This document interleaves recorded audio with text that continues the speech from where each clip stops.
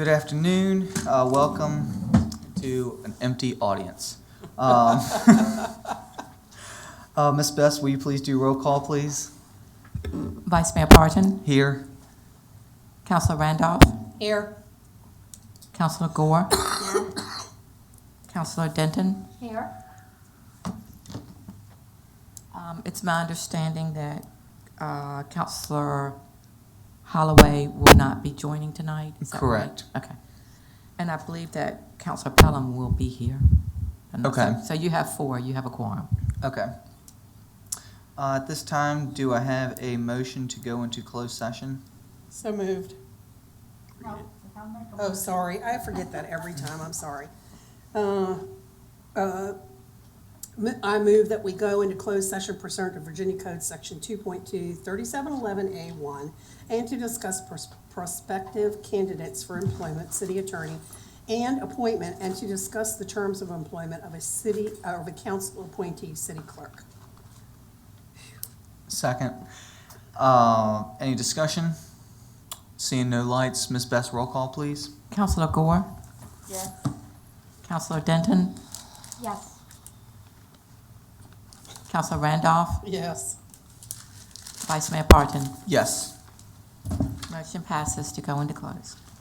All right.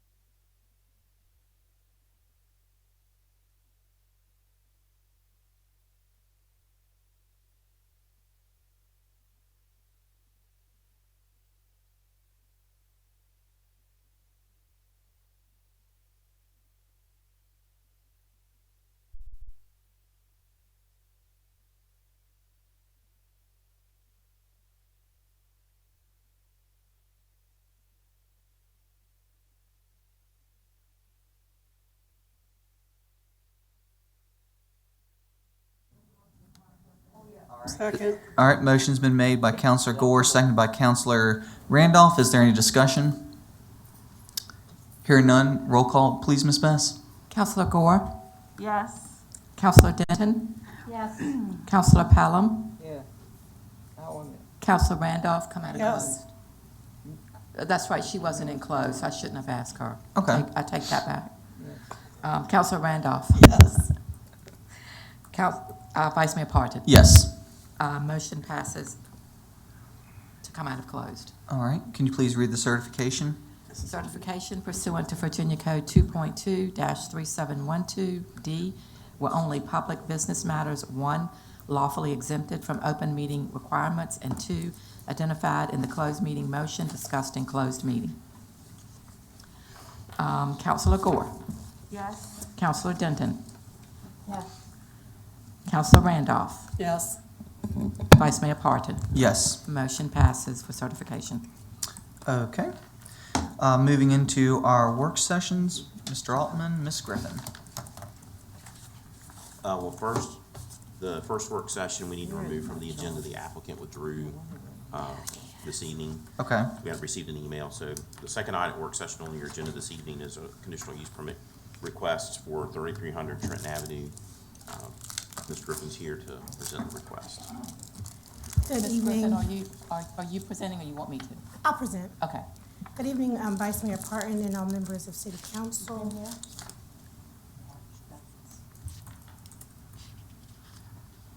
Can everyone please speak into the mic so that way all members of council can hear your remarks? So tonight we have a request received from Ms. Charla Kirk. Ms. Kirk is the owner of 3300 Trenton Street. This is in Ward 7. She is requesting an accessory apartment to be used from her garage. She's saying that this will be used for an elderly, disabled mother-in-law. The R2 zoning district allows for an accessory apartment to be used in a detached garage with approval by the city council through the conditional use permit process.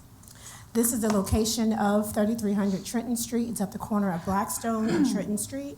As there's you see here, this is the brick home, and in the rear is a proposed accessory apartment. The conditional use permit requirements, accessory apartments are allowed, subject to the following conditions. The owner or the occupants may apply to city council for this CUP, and they are allowed to convert an existing garage to an apartment if the applicant certifies that an apartment will be used only for someone that is elderly and that is a family member, 55 years or older. The applicant must also acknowledge that upon vacation by such family member, they will not rent it to anyone else, not unless it is another family member with the same qualifications. And then the applicant must demonstrate that sufficient off-street parking will be provided. And permits for such apartments have to be reapplied for every year, and that permit process is through administrative. We go out and make sure that the apartment is still being used as approved by City Council. At the Planning Commission meeting, the commission did recommend approval of this request with the condition that the building official inspect the unit prior to tenant occupying the apartment to ensure it's compliant with the building code regulations. We do have the vice chair of the Planning Commission here tonight, Ms. Sarah Jenkins. In case you have any questions, she's happy to answer any questions that you may have. The building official has gone out and inspected the property. He contends that it's already being used as an accessory apartment, so this is really a request based on a violation. That it's already being used as an apartment, and so our zoning inspector went out to verify that, and it's also been verified by the building official. There is a lot of cosmetic work to be done in the garage, but it already has plumbing, it already has it can be used as an apartment, and it looks like it has been used as an apartment. We cannot verify whether the user in the past has been a relative or a mother-in-law. Of course, if council approves this, we would have to certify, and the owner would have to certify that that is the case. And we are asking that City Council consider citizen comments at your public hearing sometime in April. It looks like that will be the second meeting in April in order for us to meet all of the advertising requirements, which is 2 weeks prior to a meeting. And I don't believe, the applicant is not here at this time. But again, Ms. Jenkins is here if you have any questions, and I can answer any questions that you may have. And this concludes my presentation. Okay, Counselor Pelham? How does the administration, know to go out every year? How do you remind yourself, or you make it, as a citizen, is it incumbent on them to request it? No, our Munis system allows us to be able to track when a permit comes up for a year anniversary, and so it sends us an email. We put that into the system, it sends us an email, and then we know that it's time to go back out. And we usually request it. If you remember, we had one that was off of Kenwood Avenue, and we did that last year, and that's what we did. We had an email reminder that came to us reminding us that we needed to send the applicant some type of correspondence telling them that they had to renew. So that's what we do. And do you interview the person that's living in the home? We don't interview the person that's living in the home. I mean, No. apartment, whatever. We speak to the owner. And they have to give us a notarized letter saying that it is someone that meets those qualifications. And they also have to sign an agreement with the city that's approved by the city attorney that is recorded in the clerk of courts. And when it's done retro like this, is there a penalty that people pay, or just? There is no penalty. Corrective action. There is no penalty on the books now for a violation like this. No, ma'am. Thank you. All right, are there any other questions? Okay, Thank you. seeing no lights, that concludes our work session. So we will recess until 7:30. Did the other one get withdrawn? Yes. Congratulations, Ms. Pelham. What I do for my grandchildren? Yep, both girls made first team and second team All-State. Thank you. Ooh, that's very good. Very nice. I taught them well. Okay.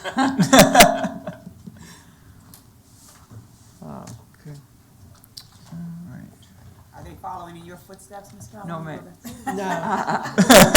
I was a cheerleader 100 pounds ago, but they're not convinced that cheering is a sport.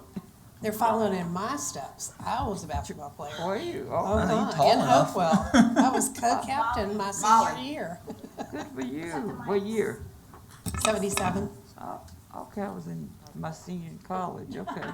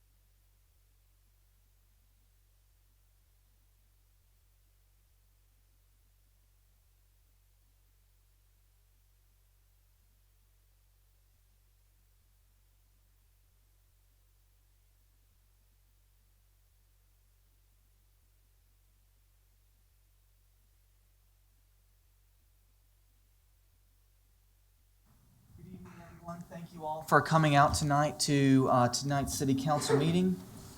At this time, Ms. Best, could we please have roll call? Counselor Gore, Here. Counselor Denton, Here. Counselor Pelham, Here. Counselor Randolph, Here, Vice Mayor Parton. Here. We have 5 present, 2 absent. All right, thank you, Ms. Best.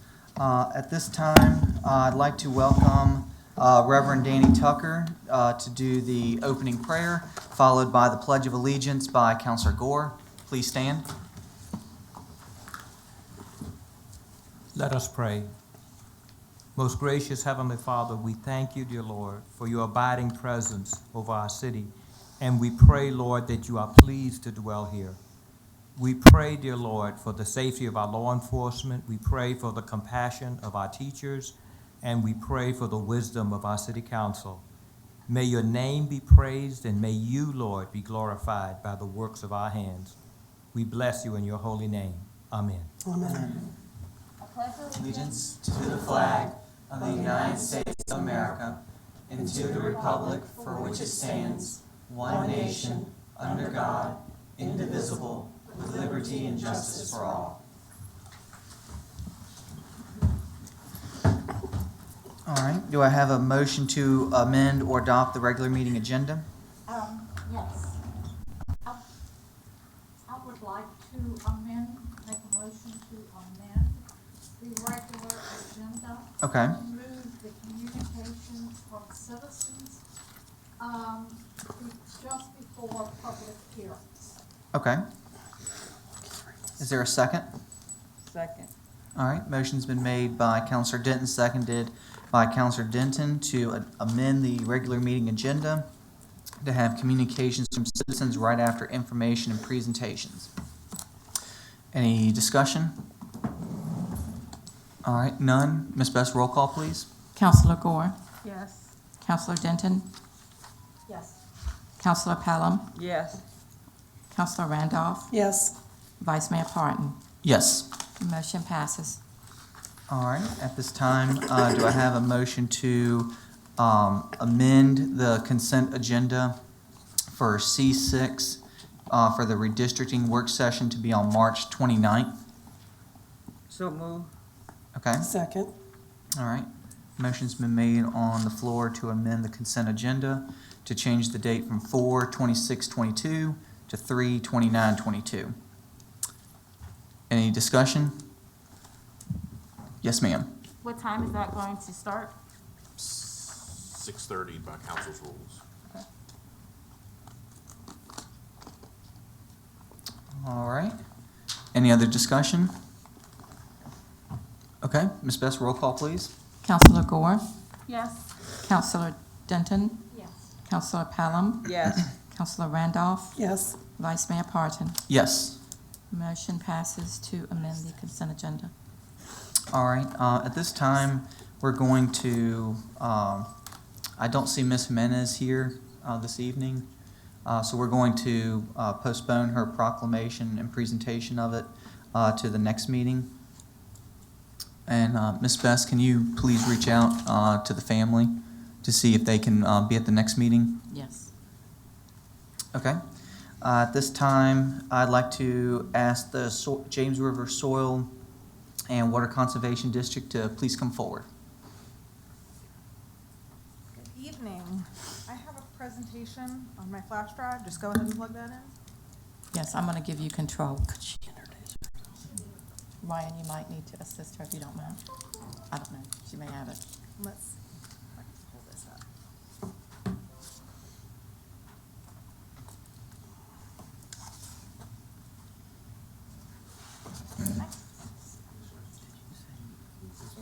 No, this one is.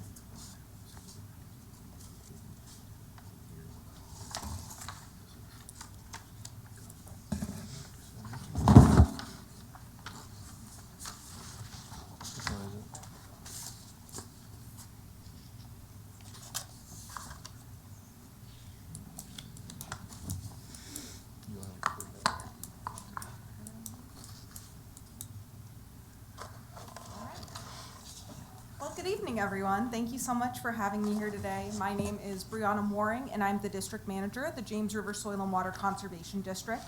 Currently, we cover the counties of Chesterfield and Prince George. Historically, conservation districts have covered counties, but I'm here to talk about our programs and services with you guys today. We are a political subdivision of the state of Virginia. We're governed by a board of elected and appointed directors, and we are funded by the Department of Conservation and Recreation in the counties of Chesterfield and Prince George.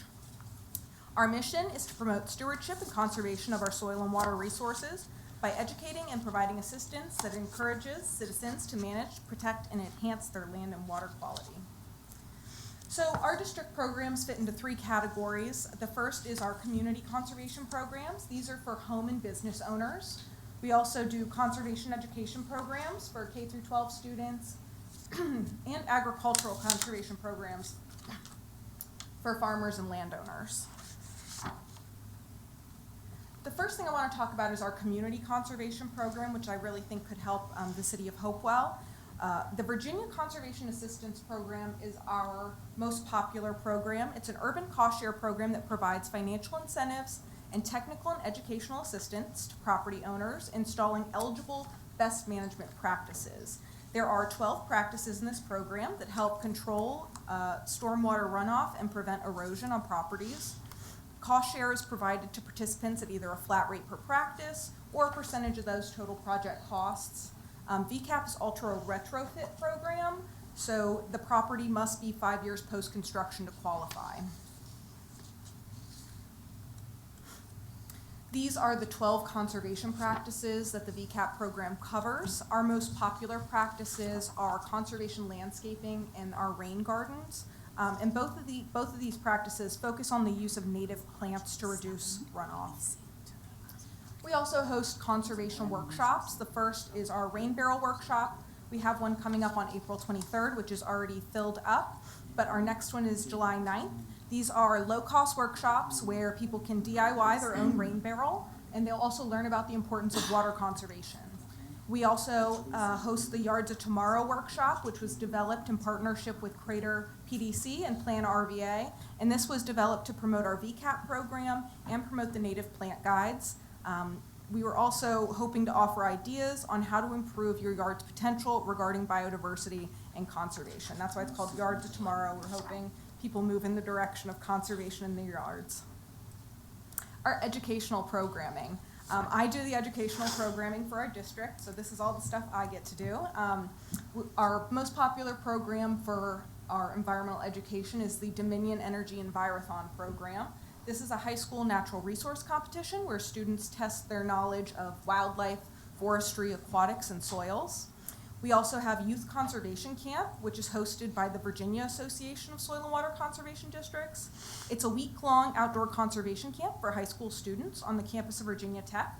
We provide 2 full-ride scholarships. I've also been a counselor every year since I've worked at the district, and it is a blast every year. We also have the Conservation Poster Contest, which provides K through 12 students an opportunity to convey their thoughts about soil and water resources through art. We have a newly formed scholarship, the Donald Bagshaw Memorial Scholarship, in honor of Don Bagshaw, who was a director of ours and chairman of our board. He was a very big advocate for conservation, and so we created this scholarship. It's a $1,500 scholarship for a student interested in pursuing a degree in natural resource conservation or a related field to honor his memory. I also provide in-class field trips on request. I have programming for K through 12 students covering natural resource conservation. I went to Beasley Elementary in Prince George actually yesterday to provide soil education for the 4th graders. And the last category of our programs, I want to talk about our agricultural programs. The Virginia Agricultural Cost Share Program is very similar to the VCAP program. It provides financial support to farmers implementing conservation practices that aim to reduce runoff on cropland, pasture, hayfields, and forested land. Cost share is also provided to participants at either a flat rate per practice or a percentage of the total project cost. And the practices in this program improve water quality and increase farm productivity by conserving soil and water resources. We also perform the soil and water quality assessments for Prince George and Chesterfield County, which maintain their compliance with the Chesapeake Bay Preservation Act. And our last thing is we rent a full 7-foot no-till drill to the producers in our district. And that's a little overview of our programs and services. Let's see. Thank you guys so much for your time, and please let me know if you have any questions. All right. Counselor Pelham and then Counselor Gore. Yes, does our high school take a part of the Virginia Tech conference? The Envirothon. Do you know? There's no currently in Hopewell. There aren't. We currently cover just Chesterfield and Prince George. But if Hopewell was interested, we would absolutely love to have a team from Hopewell. A lot of the times, since we are only in the counties, a lot of times city, don't know about the program. But for example, there's a district down in Smithfield, Virginia, and Newport News has a school in their city. They're not a part of a district, and they have a school that competes with the Peanut District. So if any Hopewell schools are interested, I'd be happy to provide guidance on that. You don't solicit the schools. You don't solicit the school divisions. They have to contact you. Yes, ma'am. How would they know about you? Well, it's a pretty widely promoted program around high schools. Dominion Energy has really picked it up. They're our sponsor. They've been a sponsor now for about 10 years. The program grows every year. The past couple of years, it's been hard to have students, in Right. a program. But we're constantly promoting it across the state. And since there's no soil and water district currently in the city of Hopewell, it probably hasn't shown up here before. Thank you. Counselor Gore. Thank you for your presentation. This group came up last week, actually, at the local government advisory committee for Chesapeake Bay, which I'm a member of. Yeah. So originally there was a presentation at our December meeting when we met with the governor's office to talk about some of the legislative priorities for the Bay. And in that discussion, I talked to another representative regarding Hopewell's participation in this and the fact that we opted out when it was first created. But there was discussion because there is financial obligations and also elections that come a part of being a part of a district. Absolutely. That needs to be fleshed out. But one thing that she did mention is we could look at potentially creating an MOU. Yes. And so I'm working with the Bay staff to look at those options because it could be a recommendation not just for Hopewell, but the other cities that are in the watershed that are not a part of soil conservation districts, in particular City of Norfolk. So that's something we're actively looking at from like a LGAC perspective because we're supposed to represent all of the counties and cities in the Bay watershed in Virginia. Yep. So be on the lookout, I guess, for another. I don't think we're talking to you, but it'd be great if I can get your information after this to bring you into that conversation as well. And last week we had our meeting in Annapolis to get an update about the legislative priorities we sent to the Executive Council for the Bay, and the conservation districts came up because apparently there's discussion about ARPA funding going through the soil districts. But it will be inaccessible to cities and those who are not included in districts. And so the conversation is how can we make sure the state recognizes that that is not going to be equitable opportunity for all of us to participate in. So definitely would like to get your feedback on that because we are sending recommendations in terms of what groups like the Army Corps of Engineers, the EPA, and others do for grants. Yep. And the last thing I'll say is, I think it'd be really, really good to have your take at the table as well because one of the things that we recommended to the EPA, in particular for smaller cities, have the matching grant requirements, how much of a burden it is, and then also our inability to sometimes partner with larger areas, especially for a city versus a county. And Virginia is so unique that we don't match everybody else's states. And so one thing that they are looking at is waiving the matching requirements for some of these grants for at least a year. And that's something that's not confirmed yet, but it's like off the presses that as of last week.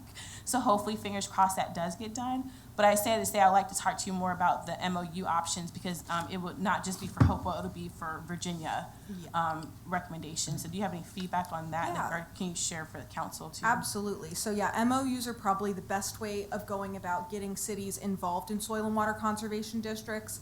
One of the problems with soil and water conservation districts is our main program, which is funded through the Department of Conservation and Recreation, is our agricultural program, which might not serve you, probably won't serve you guys very well at all, but our VCAP program will. And so the Henricopolis district, which covers Henrico County, is actually working with Richmond right now to create an MOU with them to do VCAP in that city as well. So I do know a little bit about the MOUs and how that's working with providing VCAP and a service to cities. So I would really like to learn more about what you've been talking about. So Okay, I'll put you in contact with our base staff so they can you can brief on that conversation.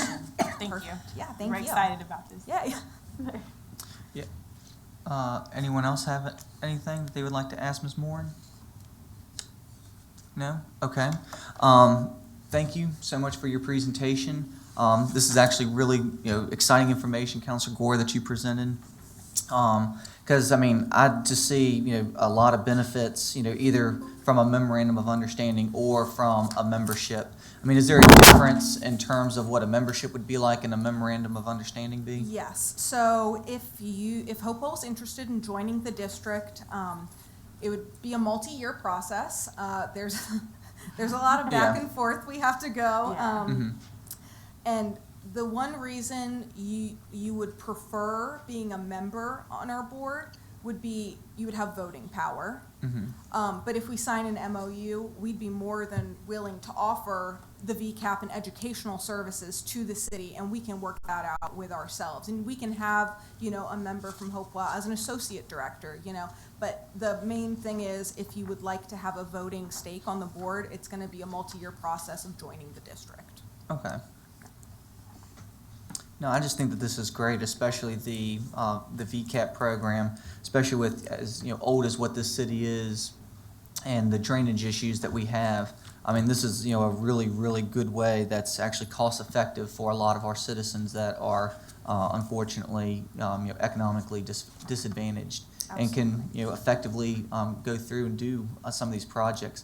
Because is it not like a 75%, 25% cost share? Yeah, so some of the practices are covered up to 75% of the total cost. So that includes like the rain garden practices. And I know Hopewell, a lot of the buildings have been here for a very long time, so you don't have to worry about the retrofit aspect of it. There's not like as many new builds that I feel would need that VCAP assistance.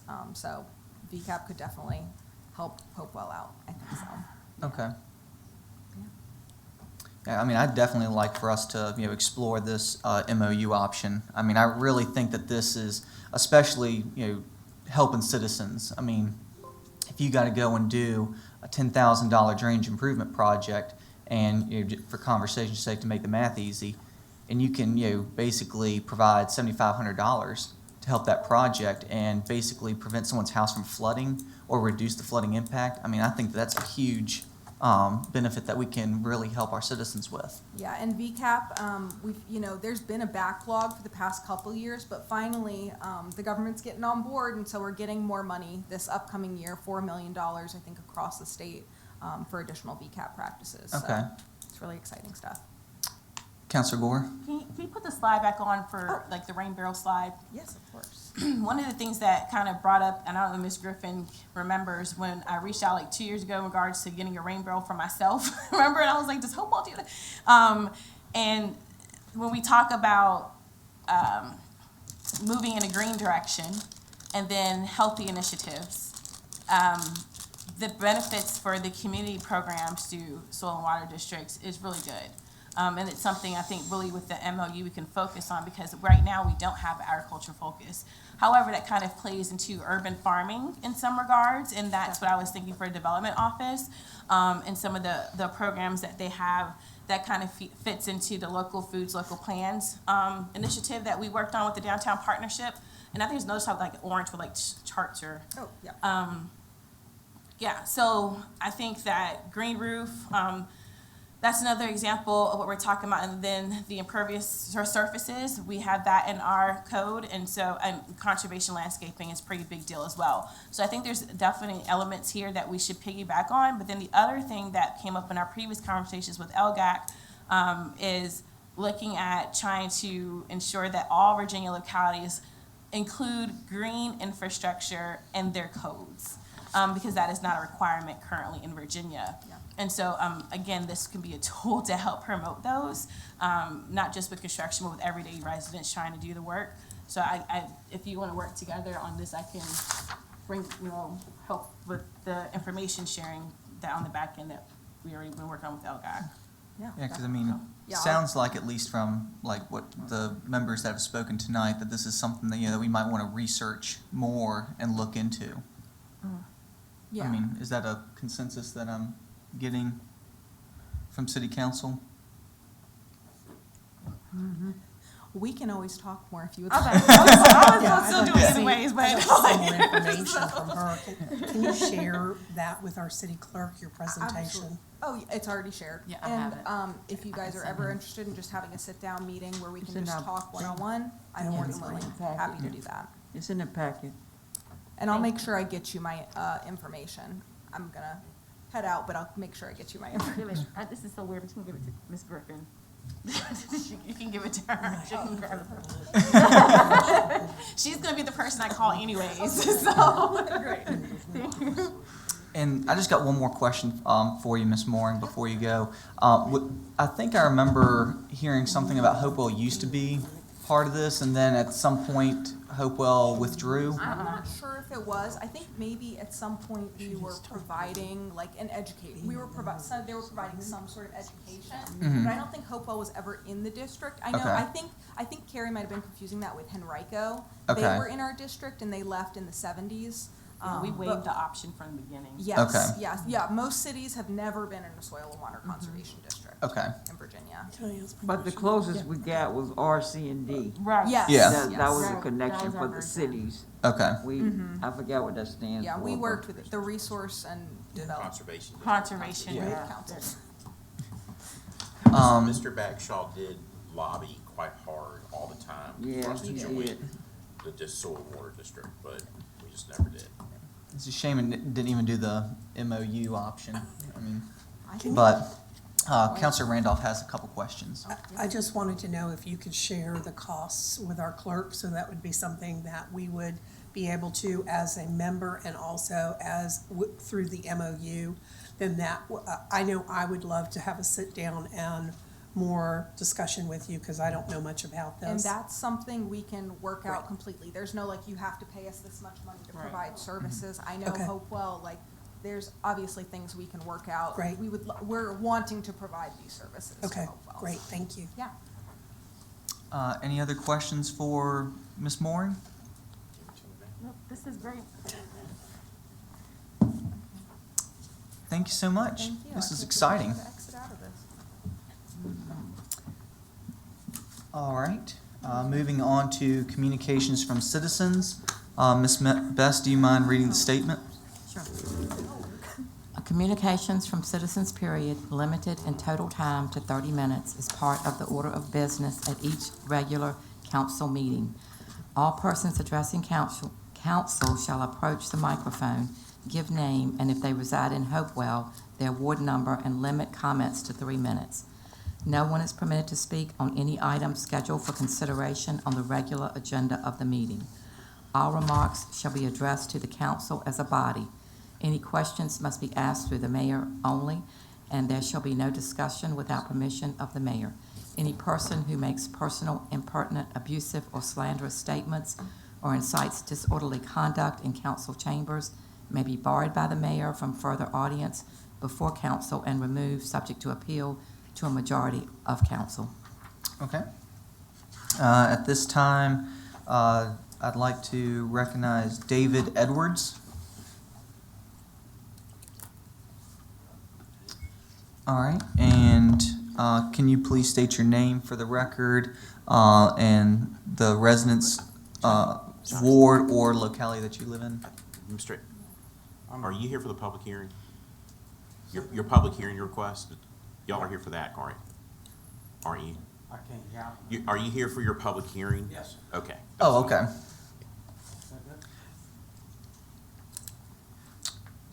All right, Carl Bottom.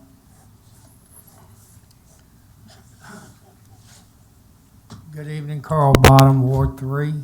I stand before you to ask that you reconsider your vote on the demolition of the Hopewell Marina. With the speed this decision was made, did not allow any consideration for the short-term and long-term consequences this might bring onto the city. The fact that the marina has been poorly managed and allowed a third-party vendor to receive all slip fees and boat ramp fees in exchange for $25,000 a year is not the fault of the city council or the slip renters or the ramp users. At this stage, we probably do not want to know how much this agreement or contract has cost the city in lost revenue. It would be in the hundreds of thousands of dollars. Now finding the city in this position, it would be obvious the answer is to cancel the third-party contract and begin receiving all the income that has been going to the vendor, bringing in over $180,000 a year. Instead, the Parks and Recs director has proposed a different direction of action which you have approved. Demolish the marina in a total cost of $340,000. Where is that money coming from? He does not know. What other programs will suffer having to come up with this amount of money? He does not know. Apply for a grant using this water property over the federal and state control under Land and Water Conservation Act for a $1.4 million grant. If awarded, you will no longer have say in what is done here forever. Then the director says the marina has to go because the grant will no longer be eligible for financial enterprise, but then turns around and tells city council we will still generate revenue from the lease of the building, the ice machine, and concerts and festivals. Which is it? We also hold festivals downtown already in other parks. We have concerts already right beside the marina at Weston every Sunday during the summer season. So I asked, what do we really gain by doing this? What we gain is a large deck with a view of a Route 10 bridge and a swamp across the river. How much revenue do you anticipate generating? The answer is we don't know, but we do know what the marina generates. What we lose is hundreds of thousands of dollars in revenue by way of future slip rent fees, personal property taxes, and boat ramp fees that can be used at council's discretion for the betterment of the community as a whole, such as fixing the roads throughout the city I keep hearing about. We lose total control of the most valuable waterfront property Hopewell has forever, forbidding any future economic development for the next generation of Hopewell citizens. In closing, at the emergency meeting, the question was asked, what if what we are doing is legal? I personally do not have a clue. But as the newly elected chairperson for the Hopewell Dock Commission, I might refer you to the charter of the City of Hopewell, Section 29-4, and Hopewell, Virginia Code of Ordinances, Chapter 25, Section 1, 2, and 3. Might be a possible answer. Mr. Bottoms, Thank you for your time and the opportunity to speak. thank you. Okay. Next is Dr. Paul Reynolds.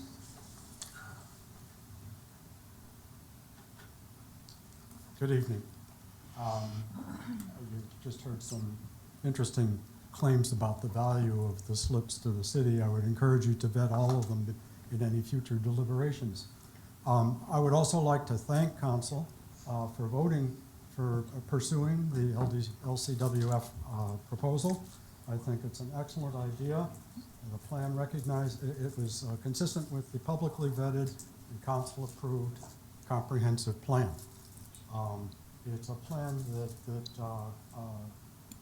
recognizes the riverfront as the city's most important asset for all of its citizens and for the city's economic development. By the way, I should have said I'm from Ward 4. I'm sorry. For example, I have not heard anyone discussing the comprehensive plan in this discussion, and so I'm going to help you a little bit with things that this city council endorsed by adopting this comprehensive plan.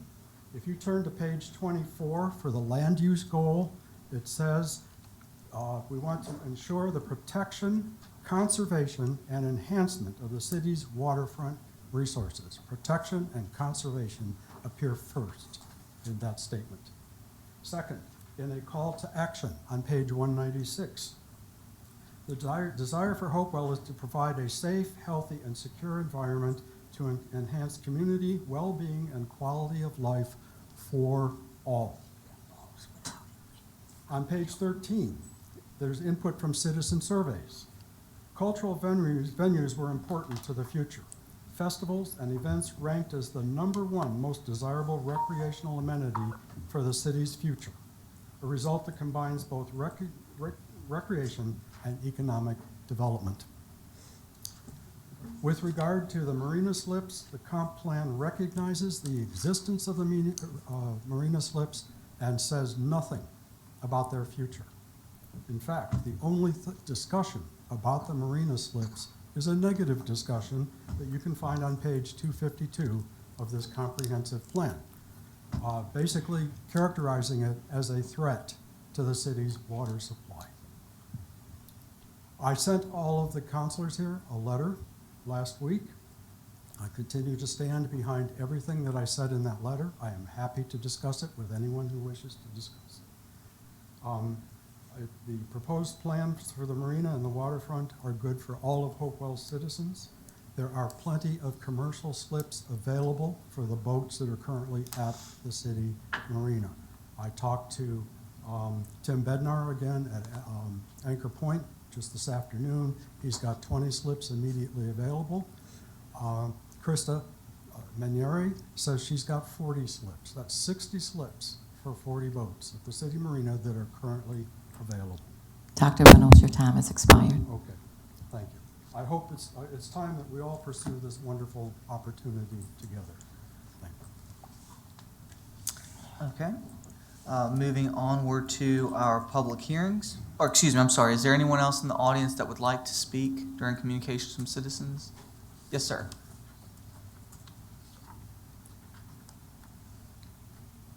Hey, everyone. I am Chris White from Ward 5, and I'm a business owner downtown. I own Room ENC Escape Room, as well as I'm a partial owner to Gun Cotton Coffee. I'm not really into politics or anything like that, so sorry if I'm wrong about some things. Cool.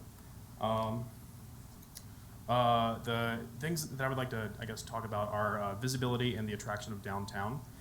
Despite my business is targeting Hopewell residents with promotions and advertising. Roughly 90% of my business still comes from out of town. We are destination businesses that bring people into the city, and I know many of my business neighbors are the same as well. I have a couple requests to help increase business in Hopewell as a city, but targeting downtown because that's where I'm at.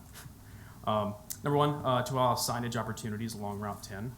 An average of 10,000 cars passes each day on Route 10, and a lot of them still don't know that we are there. There are some signs up right now, whether it be for church or for anything like that, but to my knowledge, I've been told many times that businesses aren't allowed to put signage along Route 10. So I would like for that equal opportunity, I guess, to be able to put some kind of signage there. Number two, lighting and visibility downtown. It's always been an issue where it's just dark on Broadway and dark on Hopewell Street. And it would be nice to bring back the lights on the trees. And I know I brought this up last January. I got a change.org petition going, and I got a lot of signatures, thousands of signatures. The lights stayed on for a while, and then this January they disappeared. So I would just like those back. If at all possible. They provide safety as well as just an attractional feel to the area. I don't really know anything really with politics, but I am just a resident that has doubled down with my businesses and my faith and love for the city. My wife grew up here, and we settled on here, and I'm happy to have two businesses here and to call a lot of y'all friends. I just want to help improve the city any way possible, and I know your goals are the same. Thank you. All right, moving on to our public hearings. Somebody else. Oh, I'm sorry, I didn't see your hand. Yep. Good downtown. I'm from Ward 7. I own Refuse Nation. I'm doing business as Up Top Pod. It's a barber suite. But I've been in the area for a while. I've been a photographer for many years in this area. I shot for the newspaper, but I see an opportunity for growth. I'm also a veteran. I've been all around the United States, and I've seen an opportunity for small towns to boom. So with the business that has gone out of business, the restaurants, this is a great opportunity for us to allow like food trucks. And if we could allow food trucks, bend the rules a little bit to where like we can make this a safe haven for food trucks and benefit from the closure of these businesses. Also, I've been getting a lot of mixed info from allowing billiards rooms. I say billiards room because every time I say pool hall, it gets frowned upon. But understand this, I'm not trying to open a pool hall to bring in what everybody imagine a pool hall would bring in. I shoot pool competitively all over the United States, and once again, I'm going to tournaments weekly. So a billiards room that doesn't allow alcohol, that doesn't allow food, it's all about the love for the game. A lot of people play pool. I travel to Midlothian 3 times a week from Hopewell, and I'm spending money in all these other places because they allow pool halls, they have a family organization, they have great food, and they serve alcohol, but I don't want to do that. I understand the stigma that Hopewell has, and we can take baby steps. I'm cool with not serving alcohol in a pool hall, in a billiards room. Sorry, I gotta. Yeah. We gotta call it billiards room because we can do this. Also, I am like on the track to be going semi-pro, but I'm also a licensed instructor in billiards. So what I can offer to the city is I can introduce the youth to something new for free. And this is me towing the line. This is me as a citizen, not looking for you guys to give all of the answers and solutions. I want to be part of the solution. I will give my time back to the city to groom the next kid that want to get into this sport. This is a sport. This is a great opportunity. It's big right now for the youth.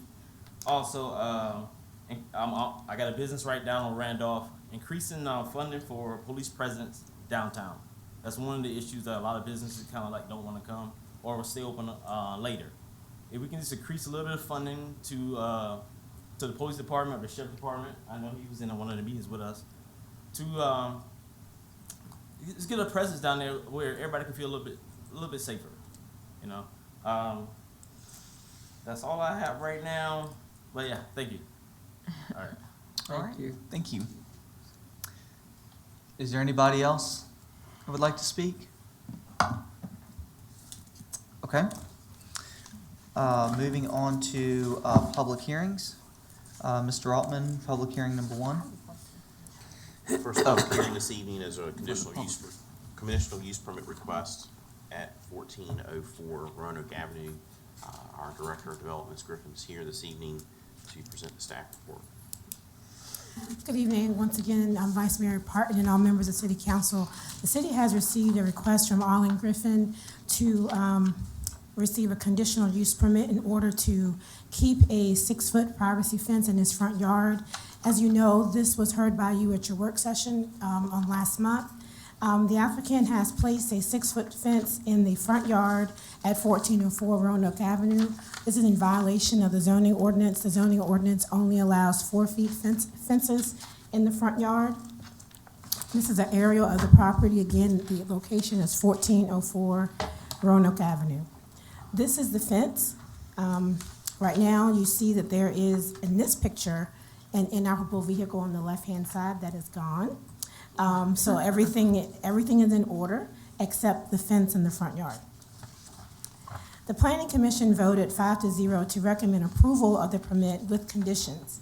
The applicant met the criteria outlined in Article 21, Section D, subsection D of the Hopewell zoning ordinance, and the condition is that the owners must plant shrubbery within 2 years to obscure the bottom 3 feet of the fence in its entirety.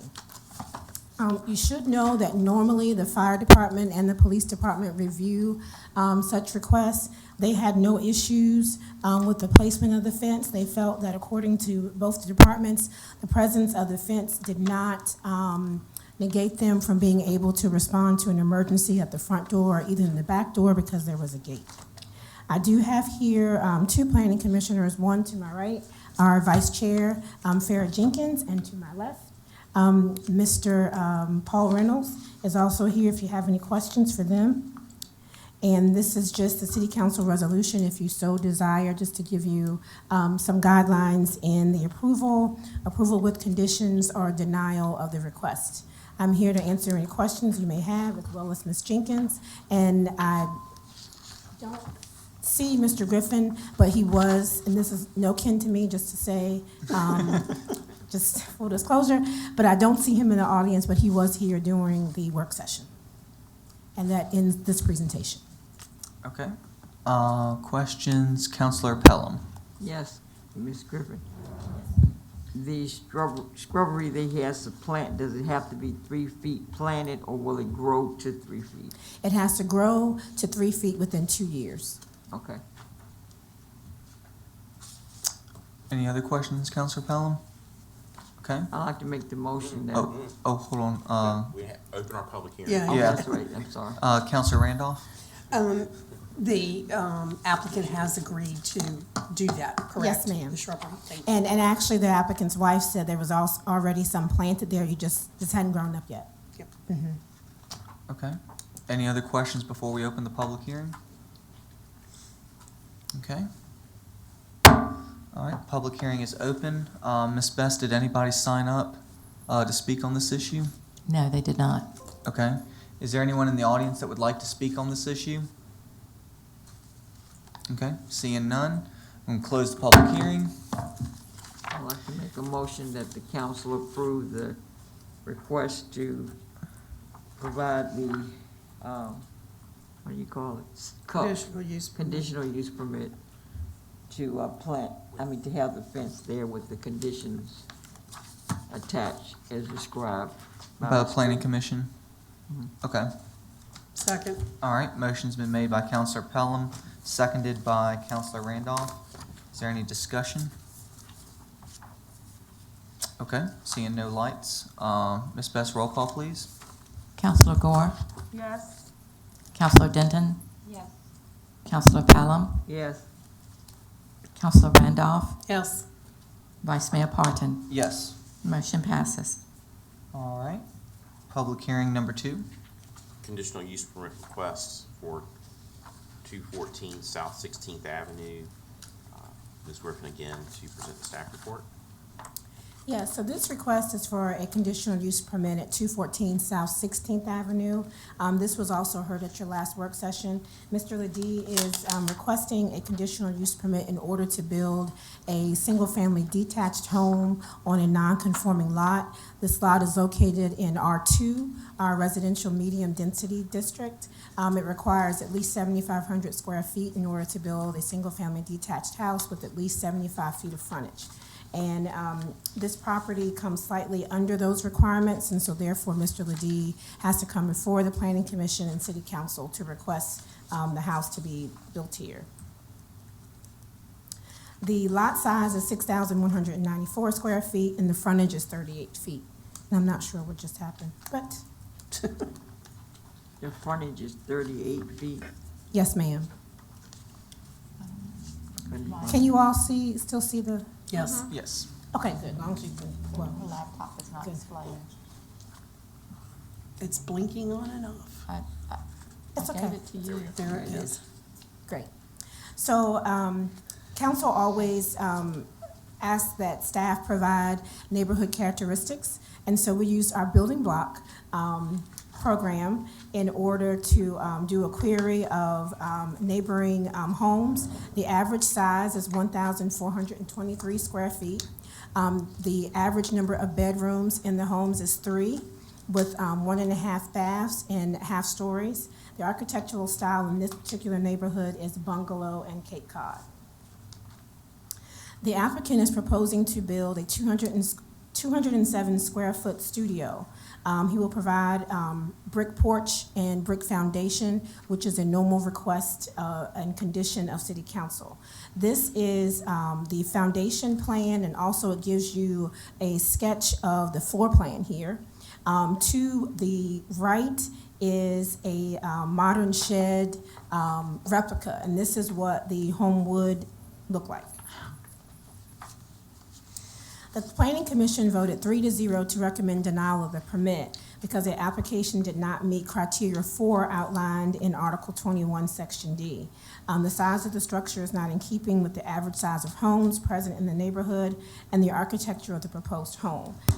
Specifically, Condition 4, the proposed condition use conforms to the character of the neighborhood within the same zoning district, and it will not adversely affect the health, safety, or comfort of persons living or working or in or driving through the neighborhood, and shall no more be more injurious to property or improvements in the neighborhood than would any other use generally permitted in the same district.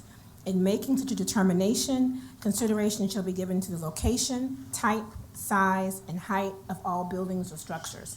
Because of those things, the Planning Commission did recommend denial of this request.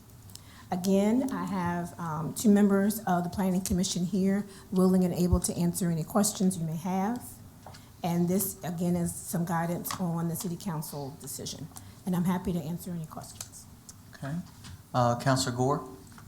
Thank you, Director Griffin. I would like to see if the 2 planning members can come up and share a little bit more about the last point that you said, number 4, they felt like it didn't fit in with, to get a little more context.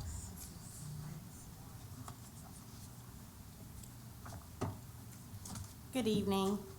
I'm Farah Jenkins. What questions did you have? Can you explain a little bit more about the number 4, the subsection for the approval? I guess it was the architecture of the home. What were your thoughts on that? Yes, it did not fit within the neighborhood. It just basically threw it off. And looking towards the future of the comprehensive guide, the plan, it just did not fit in there within it. Okay. All right. That was universal feeling. I'm only asking because I saw your face and she said that. So I was if there was anything else that you wanted to add. No. Okay. All right. Thank you. Anyone else have any questions? Okay. Any other questions before we open the public hearing? Okay. Public hearing is open. Ms. Best, do we have anyone signed up to speak? No, we do not. Okay. Is there anyone in the audience that would like to speak on this issue? No? Okay.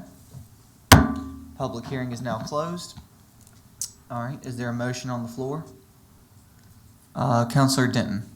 Yes, I'd like to make a motion that we deny this proposal based on the Planning Commission's request, their advice.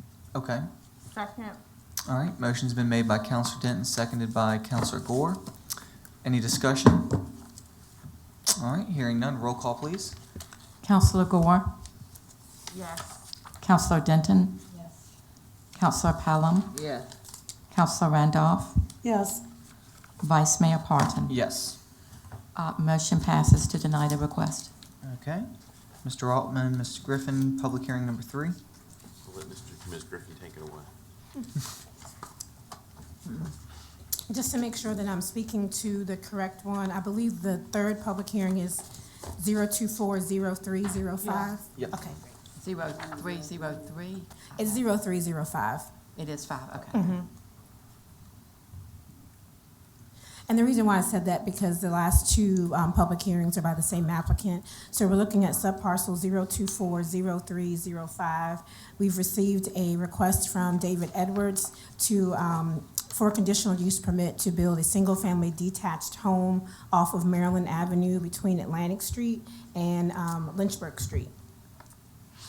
This property is located in Ward 1. This, again, is Zone R2, a residential medium-density district. The parcel size is 7,840 square feet, which meets the square footage requirement, but does not meet the parcel frontage requirement of 75 feet. It's only 61 feet. So lots 10 and 11, Block 4, in the Buren subdivision. Next slide is a neighborhood inventory. This is the map that we use to do an inventory of the homes in the neighborhood. The average year built was 1932, number of bedrooms, 3. And then you see here the breakdown in the siding materials that are used on the home, and the average square feet of homes in this particular area is 1,309 square feet. The average value of a single-family detached home is $82,776.92. The floor plan is shown here. The Edwards are proposing to build a 3-bedroom, 2-bath home, and the average square foot would be 1,300 square feet. And the Planning Commission recommended approval with conditions. And those conditions are that the Edwards would work with the Department of Development to provide a front building facade with varying architectural elements, as you can see from the front. This is an older version of the home that they want to do, and the Planning Commission thought very strongly that they should vary the design elements to this front facade, and they have agreed to that. They also, in keeping with City Council's request, will have a brick front porch and brick foundation, and that is standard in all of their homes already. At the City Council work session, there was a request for the applicant to consider providing additional drainage mechanisms on the home, and I believe that is something that they are willing to do, and they are here to speak to that tonight. And the City Planning Commission, approved this request 5-0 at their meeting. Again, this is some guidance on the City Council resolution. I'm happy to answer any questions that you may have for this particular conditional use permit. Okay, Counselor Randolph and then Counselor Pelham. Good evening. Can you give us details about the drainage that they've agreed to? I believe Counselor Parton made a request of overhangs at the last meeting, and I believe the Edwards agreed to that, or they at least considered that. And I think they would be able to answer that if they agreed to it or not. Okay. Mm-hmm. Do you want them to come forward? Yeah. Thank you. Yeah.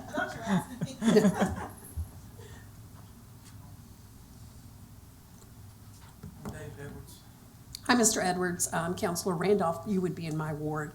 So I know that at the previous presentation, Councilor Parton did request some drainage recommendations, and I was wondering if you are looking at doing those or what you are looking at doing for the additional drainage issues. I don't have any problems with putting the overhangs on the front and the back. Just say it's cost to the house, but I've drain tiled all my foundations, so the drainage on the foundation would not be a problem because it will already be drain tiled anyways. But if that's something I have to do, I'll do it. Mr. Parton, do you feel that that is a requirement if they've already gotten the drainage in that area? The reason why I asked for it is because living in a neighborhood that has a lot of homes that are 100 years old, and especially a sister that purchased a house that's over 100 years old, you can see where even if you are waterproofing a house, that over time that you have settling issues, especially if a lot of houses that we have here in Hopewell that have shrink swell issues. And so one of the best ways to go about mitigating that is keeping water away from the foundation. And so what I've seen in a lot of other developments is that they're requiring houses to have anywhere between 10 and 12 inches of overhang to help keep water away from the foundation. And so that was a recommendation that I just asked. I've never heard of that. I've been doing it for 40 years. But if that's, I mean, nowadays it's we've upgraded to a drain tile system. So if any water, your ground is sloped away from the house.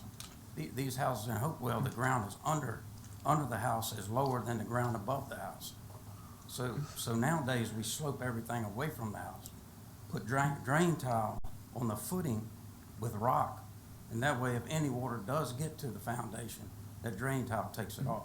Okay. But if it's a requirement to do it, that's fine. I don't know that we made it a requirement, it was a request, and I wanted to hear what you were looking at doing, and had you talked to Planning Commission and/or Ms. Griffin's department about what you were gonna do. The overhangs on the house are standard in your plans. Well, normally on the smaller houses, we put overhangs on the Yes, sir. end of the rafters, but the front and the back normally wouldn't have an overhang. But they Okay. can have it. Okay. And you do have the drain tile situation that is gonna go into Oh, yes. this? I do that on Okay. everything. Okay, and you're going to, do all of the other requested, things that the, planning commission requested? Yeah. That's pretty much standard on what I do. Okay, Yeah. I'm good, thank you. Any more questions? Counselor Pelham? Yeah, why don't, can we just make that a part of the motion that we do that? Because as you say, things evolve and they change as time go on. And I know the drainage issues in Hopewell, I have foundational problems there with just a 50-year-old house. So any extra precautions, I would say that we need that.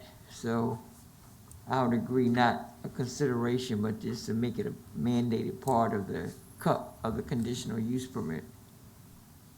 You just have to, how much would the house go up if you put that, you know? I'm having a hard time hearing. She asked, how much do you believe that it will cost to put overhang on the front and the back? It's The minimal. value of what they would purchase, would it be $5,000, $10,000? No, no. Okay, Maybe $1,500, something like that. okay. So I'm asking council to make it a part of all future conditional use permits, just to make it a standard. Anything to do with drainage, because Hopewell is old and we had terrible drainage already.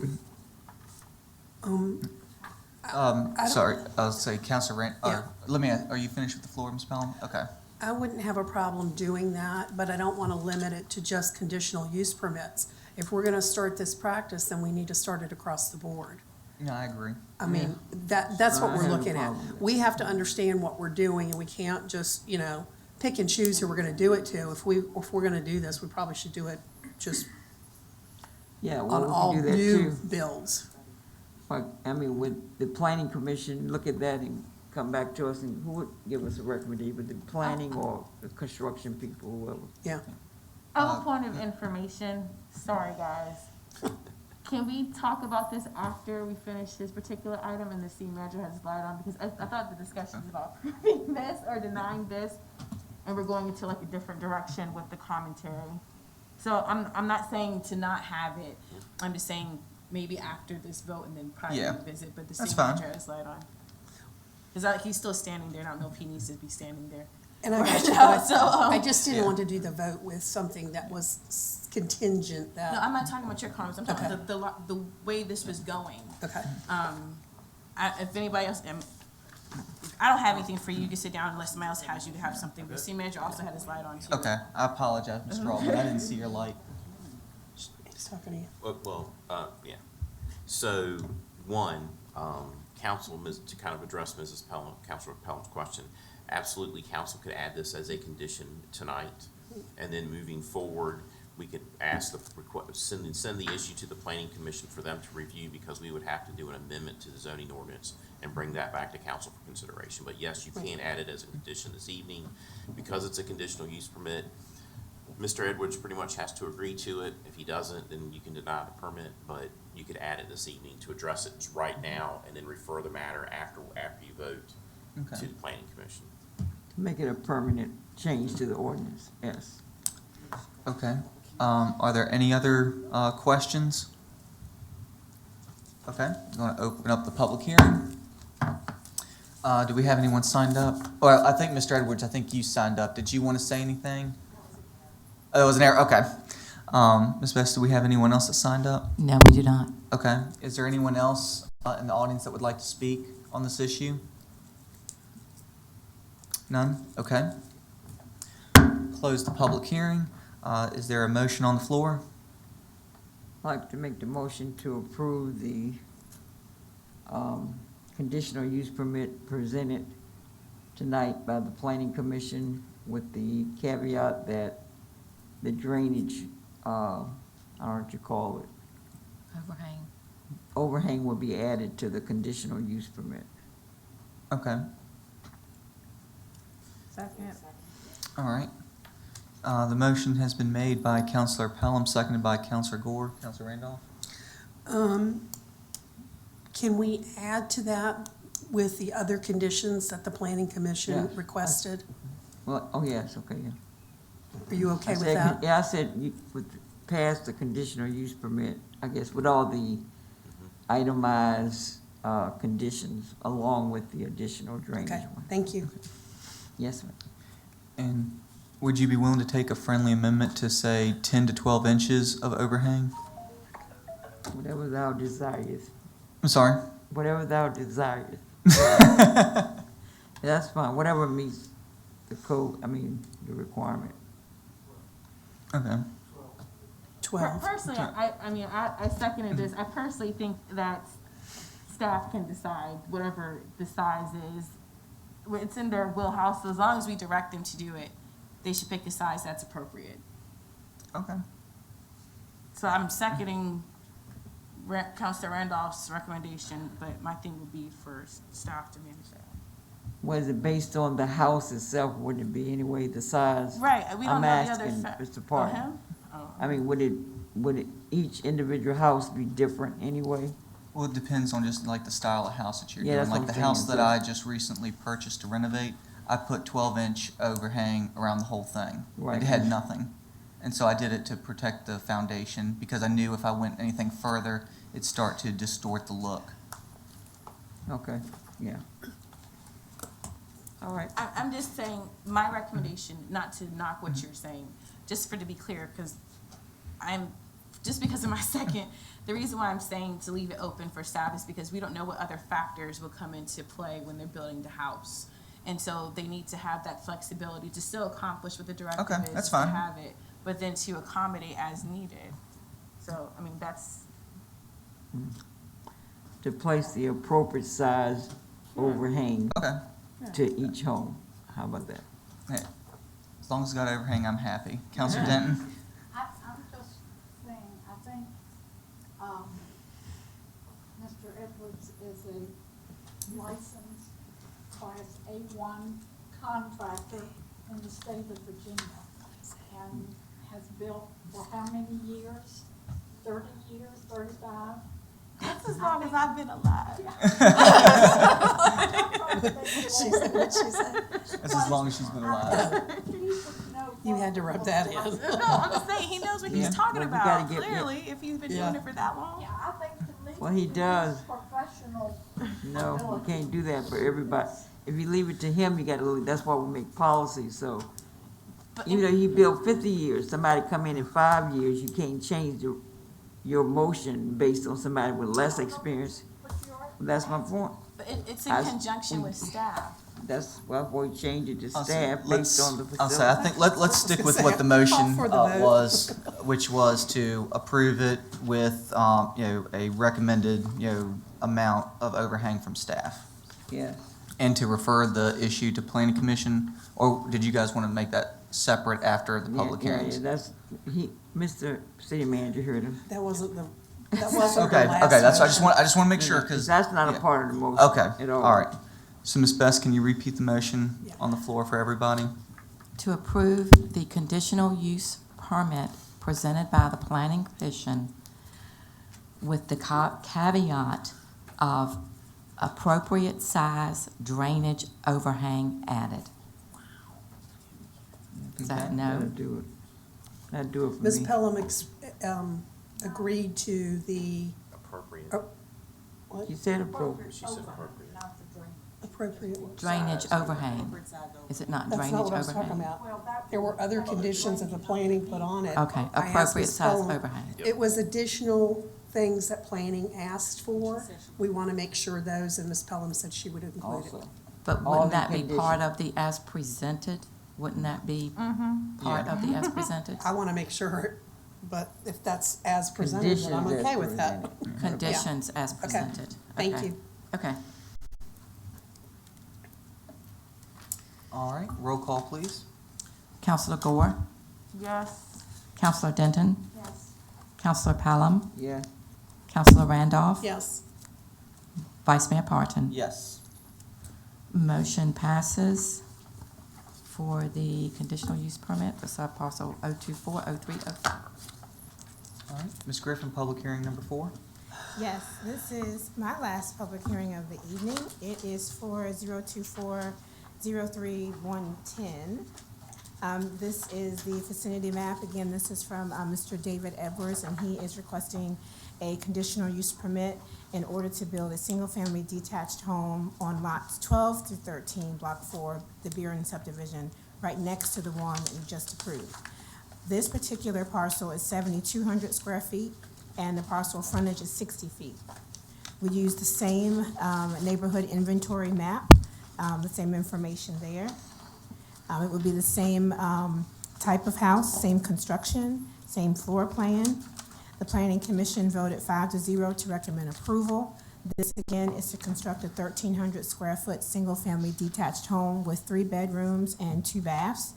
The Planning Commission imposed the following conditions, which the applicant agreed to work with the Department of Development to provide a front building facade with varying architectural elements, brick front porch, brick foundation, and if you noticed, if I go back to the aerial, Can you leave it there too now?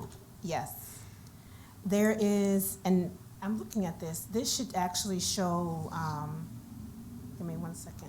The property next to it, we're actually looking at the property next to it on the right-hand side. Yeah, because that's the same picture. Yeah, and I apologize for that. I didn't realize that was incorrect. So this map, where you see the outline, the property in question for this public hearing is the one to the right. And you'll see that there is a fence encroaching in the backyard, okay?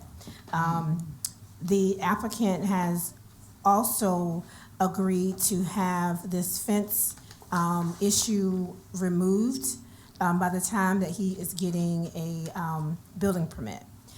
He happened to sell make sure I'm speaking correctly, but he actually built the house that the person lives in now that owns where the fence is encroaching. Oh, no. Yes. So I'm not sure if Mr. Edwards has reached out to them. They did get that contact information from me to do so.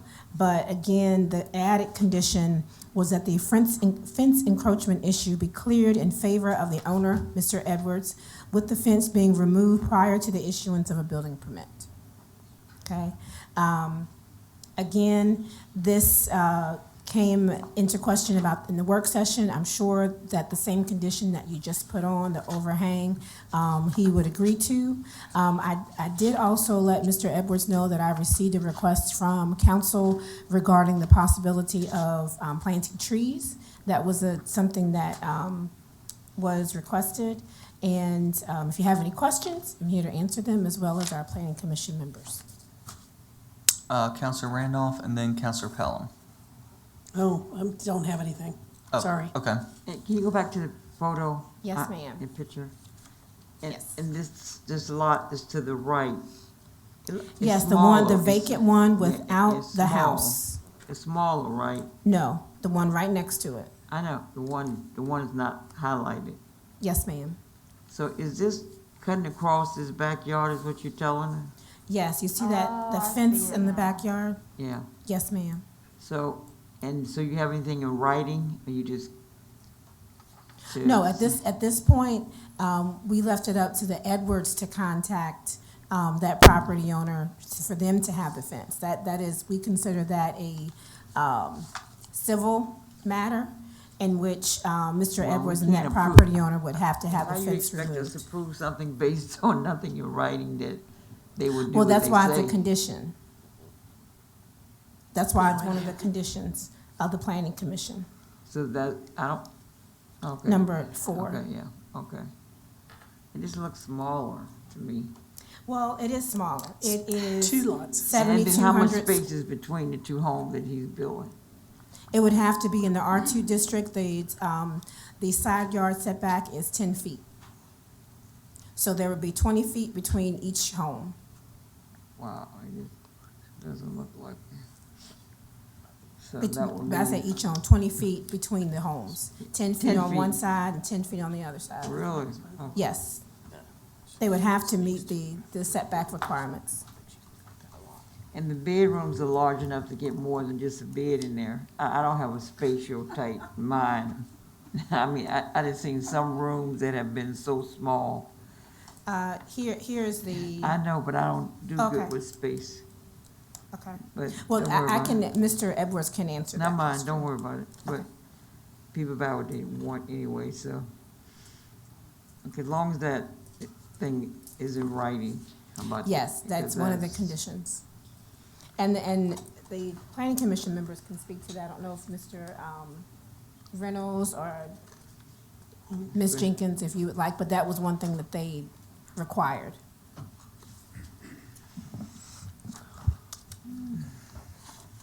Counselor Pelham, are you finished? Yes. Okay. Counselor Randolph, then Denton, then Gore. Did the people in the, backdoor adjacent property get a building permit for their fence? We looked back at that, and if they did, it was prior to Munis 2016. But they didn't have one recently, no. And when we went back and looked, the aerial has been there for a while. Okay. And that is, I don't think that's gonna be a problem, Ms. Pelham mentioned, because it is an illegal encroachment, because they're not following the property lines. And so that is something they will have to tear down. But, Or at least move on to their Right. property. Yeah. well, they're gonna tear it down to move it. That's so, true, yes. that's the whole thing. And again, we left that up, it was left under the discretion of the, Mr. Edwards to take care of that issue. Okay, and they've agreed, Mr. Edwards is going to take it down for them? You've already talked to them though, and they know that they legally have to take it down? Sure. We actually didn't realize that it's actually a building back there too, but it's like a plastic building that you put together. Right. We didn't realize it was on the property until I had a survey. And that building is actually sitting where the corner post is. So we've contacted her and she said she had somebody that didn't know much about what they were doing. Had done Evidently. So, Well, I mean, it didn't matter if it was plastic or not, they were gonna have to move it well, if the it fence encroached. also. Right, So she's in agreement to move it. okay, good. I Okay. recommended to her that she should probably get it surveyed. I'm gonna give her the information survey of the prepared ours, since that's originally did it. It would be the cheapest cost for her, then she can follow the property lines. Right. And have everything done properly. And she was in Okay. agreement. She's Okay. very apologetic. Okay, great. Okay. Counselor Denton, and then Counselor Gore. Yes, I'd like to make a No. motion. Oh, hold on, No. we gotta do the Public public hearing hearing. first. Oh, you've done that? Yeah, we're just doing Q&A right now.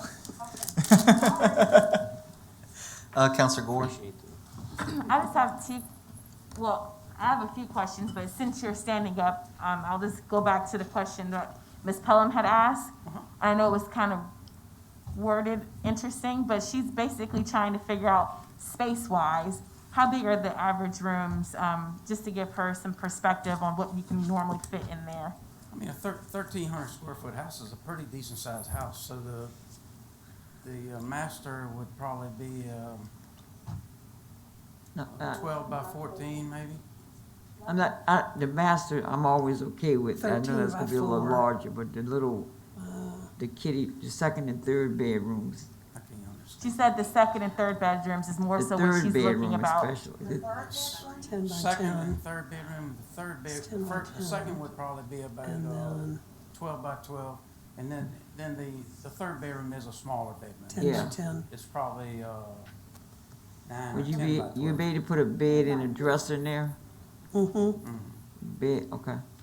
I've just seen rooms now being built with just, if you Closets. barely put a bed in there, more or less a But my dresser. my other questions are geared towards staff, so thank you, just happened to be standing up there and I figured I'd ask you, but thank you.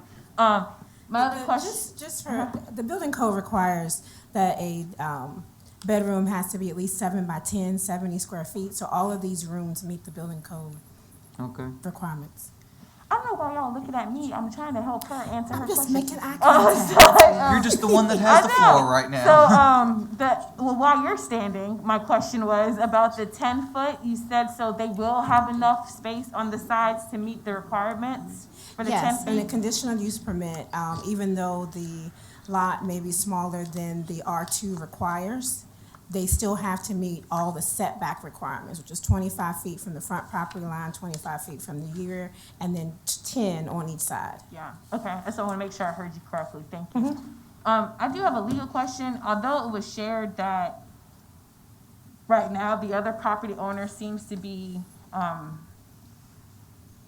open to moving the Encroachment. fence and the shed, but technically speaking, just because they were allowed to build something there with or without getting permission, does it guarantee that they'll be required to tear it down if they go to court? I mean, I know you can't really answer that, but typically, that's kind of, I don't want to say squatters' rights, but I'm just saying, like, if they had it there for 10 years, There are some principles, like adverse possession, for instance, but it's at least 20 years use and that sort of thing. It sounds as though the property owners here have an amicable agreement around this very, as staff describes, civil issue, as opposed to a regulatory issue, but it'd be up to them to resolve it. okay, and so your request, Ms. Griffin, is you don't have to get up, you can just nod your head. You want the fence resolved prior to them being able to start building? Okay. And that's not kind of how it's clearly worded to me. It just says that they have to meet it to the satisfaction. It doesn't say prior to. And I know that's kind of nitpicking, but that's not how it reads. Well, it the says building with the permit. fence Okay, removed never mind. I prior see to it. issuance of a building permit. Now, the issuance of a building permit says that they can Start start construction. building. So if you want that to be different, then that No, needs I to be didn't said. catch the building permit part. Okay. I apologize. All right, thank you. That was all my questions. Okay, anyone else have questions? question. Counselor Pelham? There will be concrete the sidewalk leading up to the same door, okay? Thank you. Okay, Like any where? other questions? All right, I'm gonna open the public hearing. Ms. Best, is there anyone that signed up for the public hearing? No, there's not. Okay, anyone in the audience would like to speak on this public hearing? No? Okay, I'm going to close the public hearing. All right, is there a motion on the floor? Counselor Denton? I would like to make a motion that we approve this application based on the planning commission's recommendation, for Mr. Edwards to build a single-family detached home with the conditions that have been required by the planning commission, and to avoid a lot of conversation, it would put these over there to help with the grant. So including the overhang? Okay. All right, I'll second it. Ms. Best, do you have the motion? Yes, the Or- motion is to approve the planning commission's recommendation. I can't read my own writing. With the conditions that have been required by the planning commission, and to include the overhang. Mm-hmm. Is that sufficient? And the conditions. You got that? I did. Yeah. Yes, ma'am. All right, any discussion? All right, hearing none, roll call please, Ms. Best. Counselor Gore, Yes. Counselor Denton, Yes. Counselor Pelham, Yes. Counselor Randolph, Yes. Vice Mayor Parton. Yes. Motion passes. Okay, we have no unfinished business. At this time, we'll go into regular business. Mr. Altman, R1. Thank you, Mr. Vice Mayor. The request this evening under R1 is regard to the local declaration of local emergency regarding COVID-19, the Omicron variant. As council will remember, January 11th of 2022, a local state of emergency was declared in accordance with Section 44-146.21 of the Virginia Code of Virginia in response to the threat to the public health and safety to the residents of the city posed by and resulting from the COVID-19 virus Omicron variant outbreak that was occurring at the time. In accordance with the code section, the declaration remains in full force and effect until City Council determines that all necessary emergency actions have been taken and takes appropriate action to end the declared emergency by a majority vote taken at an open meeting. The item was requested to be placed on the agenda by the mayor. You have a resolution behind the CAF that would, if approved by council, end the local emergency. Any questions, I'd be happy to answer them. Okay. Are there any questions for Mr. Altman? Counselor Denton? I would just like to make a motion to approve the resolution to end the declared local emergency for the coronavirus Omicron variant outbreak. Second. All right, motion's been made by Counselor Denton, seconded by Counselor Randolph. Is there any discussion? No, Okay. Well, I disagree with the motion. I don't think we should end anything, because everybody talks about the numbers going down. How the numbers gonna continue to go down if everybody do everything that we've been programmed, I guess, to do. I think it's unsafe. So I would not be voting in favor of this motion. Okay. Is there any other discussion? All right, seeing no lights, roll call please, Ms. Bess. Counselor Gore? No. Counselor Denton? Yes. Counselor Pelham? No. Counselor Randolph? Yes. Vice Mayor Parton? Yes. Motion passes 3-2 to end the declaration of local emergency. Okay. R2, Mr. Altman? Yes, sir. Mr. Vice Mayor, members of council, the second item this evening for consideration is the Local Choice TLC Annual Health Insurance Renewal. City Council at the issue at hand is approval of the Local Choice plans and rates as recommended. We have Ms. Mary Jones here this evening from One Digital, who's our consultant that helps with our health insurance renewal each year. This year we had a 13.2% increase in the health insurance renewal, which is $565,044 total. Staff's recommending the approval of option E with that plan and those plans and rates, which would not pass on any cost to our employees. And I say that given the fact that it doesn't look like we'll be providing any raises this year. So I want to make sure that employees don't take a pay cut essentially with the increased health insurance costs. Ms. Jones is here this evening to go through the renewal proposal that was provided to us by Healthy Choice, or Local Choice, not Healthy Choice. That's a brand of food, the Local Choice. Can I Good quickly have a evening, question? Mr. Vice Mayor, council members. So I'm just going to go through a quick presentation. As Mr. Altman indicated, the renewal with Local Choice is coming in with an increase.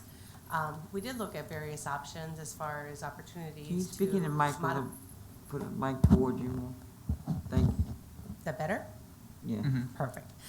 So we did look at various options to modify possibly plans, contributions, but as Mr. Altman had indicated, one of the things that we want to keep in mind is, especially with looking like the folks of the city are not going to get a raise, and with retention, attracting and retaining talent is challenging at best, not only for the city, but kind of nationwide, that we're seeing that ultimately our recommendation would be to have the city absorb the increase and not pass on any of the cost to the employees.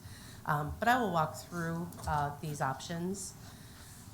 So you can see, in summary, the renewal itself is calling for a 13.2% increase, which is approximately $565,000 to the active employees, and the pre-Medicare retirees would be impacted by that.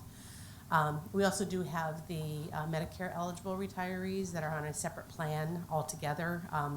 Unfortunately, we have zero control over their increase, so their increase would go from $201 to $206 for those that are participating. And one of the things that we do, if you recall historically, is we have a team of underwriters on staff that looks at the claims data for the city to determine if Local Choice is giving us a fair renewal or not. And basically, our assessment is that the renewal that we are getting from Local Choice is fair and in line based off of the utilization within your group and how the overall Local Choice pool is running. So you can see in option A. So basically what option A is doing is this is sharing the increase with both the city and the employees. So the 13.2%, once we split that between the city and employees, the impact to the city would be about $443,477, and the employees would see close to $122,000 impact with that 50-50 split on that increase. Option B, what we're doing here is we are looking at modifying the plan slightly. So currently you can see we offer 3 plans. We offer the $2,800 deductible, which is considered a high deductible plan. We also have the Key Advantage 500 and the Key Advantage 250. What we're doing in this particular option is replacing that middle plan, the 500 plan, with the 1,000. So you can see it has minimal impact by doing that to the increase. So it only takes that 13.2% down to a 13% increase.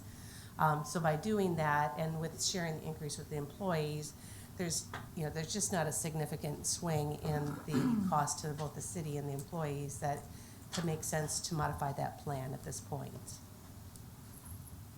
Option C is keeping the plan options as is, but modifying the city's contributions to the third plan, so that Key Advantage 250. So basically, in this particular scenario, if somebody wants to participate in that 250 plan, it is available for them. However, it's going to cost them more money to buy up to that plan than what they're paying today.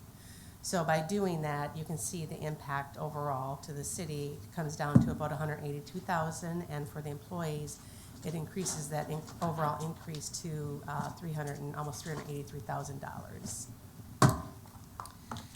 And then option D is, again, looking at replacing that 500 plan with the 1,000 and also increasing the contributions employees would make to that 250 plan. So again, it would cost them more money than what they're paying today. So you can see the dollar shift if we were to go with this option. So the cost to the city would be $40,000. And the employees are going to see about a $516,000, $517,000 increase with this particular option.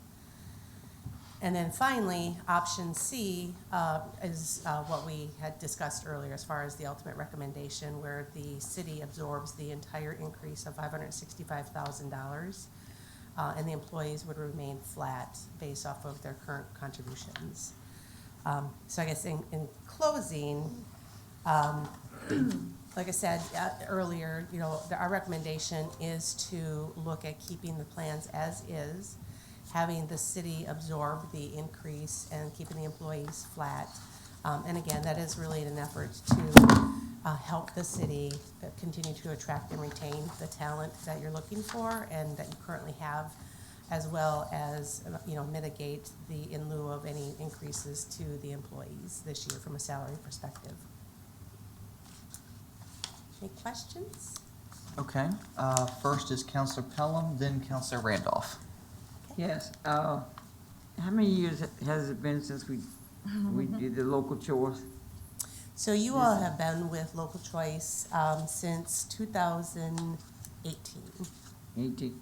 And it was the lowest, of course. All y'all be the lowest when you first present. And every year you go up. And I mean, I guess that's the way you do business. So just to be fair to Ms. Jones, she doesn't work for Local Choice. Well, she can pass the word on. Yeah. Okay. Just to be fair. You're the representative, the messenger. So, I'm not gonna kill the messenger. So who made the assessment that this is fair? You were saying. So we did. That was so you. I'm with One Digital, and we have our own internal underwriters. We, as Mr. Altman said, we are not. Do part of TLC the pay you? We did not. We made our own assessment. And our assessment came in right in line with where TLC was. I believe we were at 13.2%. So you make assessments for all healthcare providers? Yep, we do. And the ones that you don't recommend, do they remain your customers? I'm just asking. She works for us. Yeah, I work for you, Oh, okay. So you say it's fair. so All I'm right, not looking and to get fired. then, Mr. March, you said that we're not giving a raise. Is that I've gotten smart over 18 years. Is that a regular raise or COLA raise? It's, at this point in Or time, both? at this point in time, I can't see us providing, so we've only been giving COLAs over the past, Yes, since I've been here. exactly. We haven't done any merits. And at this point, I'm not recommending in my budget a proposal, either merits or COLAs. We do have to wrestle with the issue of the raises for public safety, police and fire, public works, and the sheriff's office that were part of their step plan approved in the fall. What, But can we take the step plans out? Is that being two-faced or whatever we call it? Well,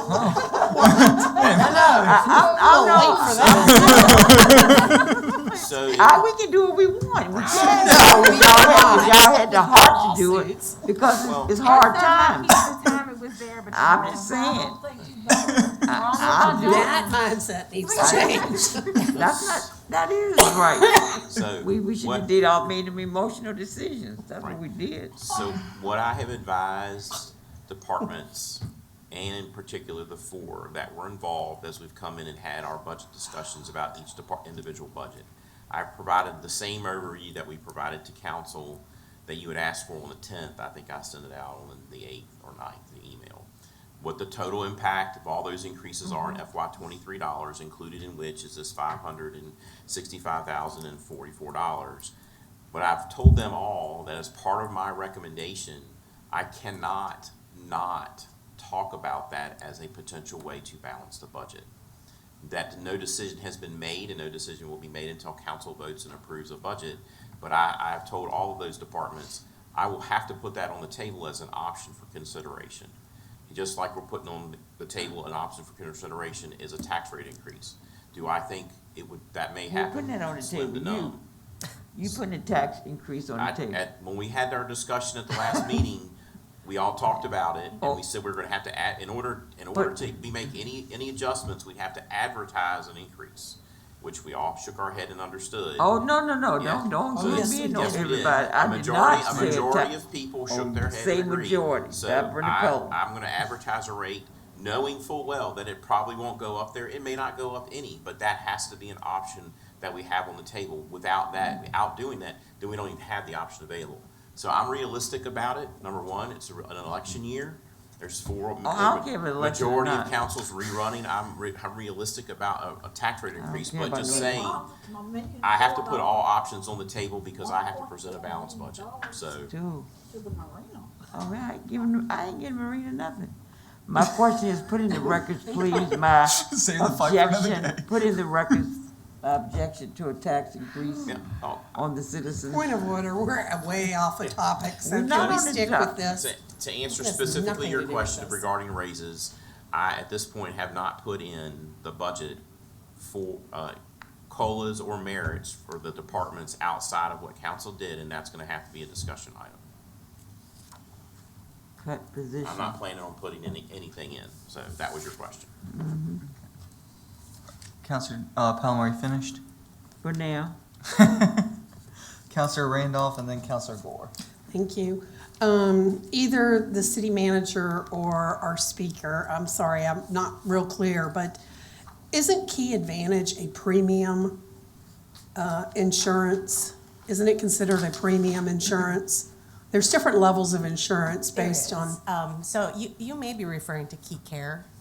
So Yeah. Key Advantage is specific to local Right. choice. okay, And that's the only program that has access to Key Advantage. okay, But I would say it's comparable to Key Care Right. within Anthem, which Anthem is a PPO right. to Key Care. So, Which would put it in my understanding of how my business that I work for does insurance and has done over the last 5 or 6 years. Yep. Because it was a premium. They told us they could no longer afford that premium, and we didn't have any choice in it.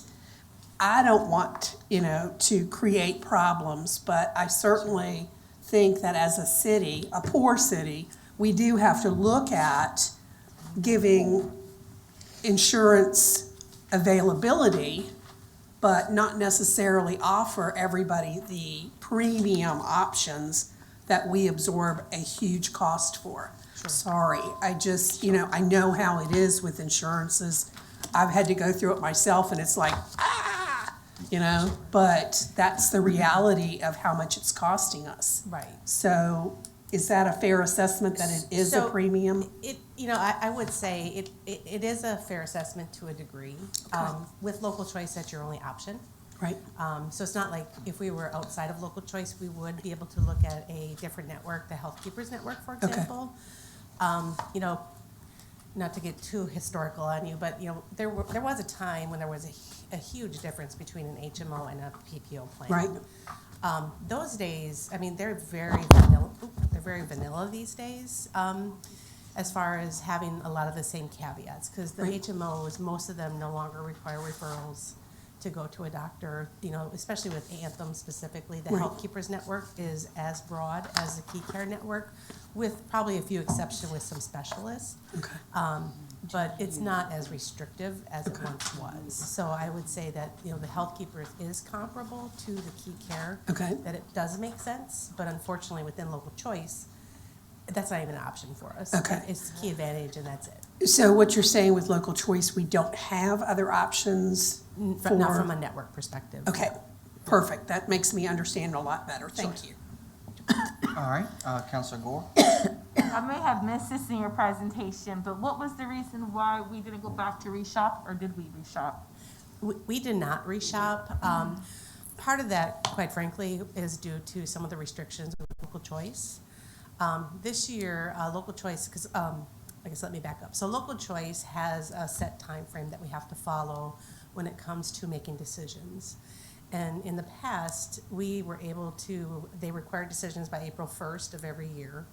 However, we could apply for an extension, which gave us plenty of opportunity to evaluate the market. Unfortunately, our times got pushed, they got tightened this year. So decisions are due this Friday, the 25th of March, and they are no longer allowing extensions. I'm not trying to be funny when I say this. How long was this known? Because, let me go back. Every year, we ask the same question.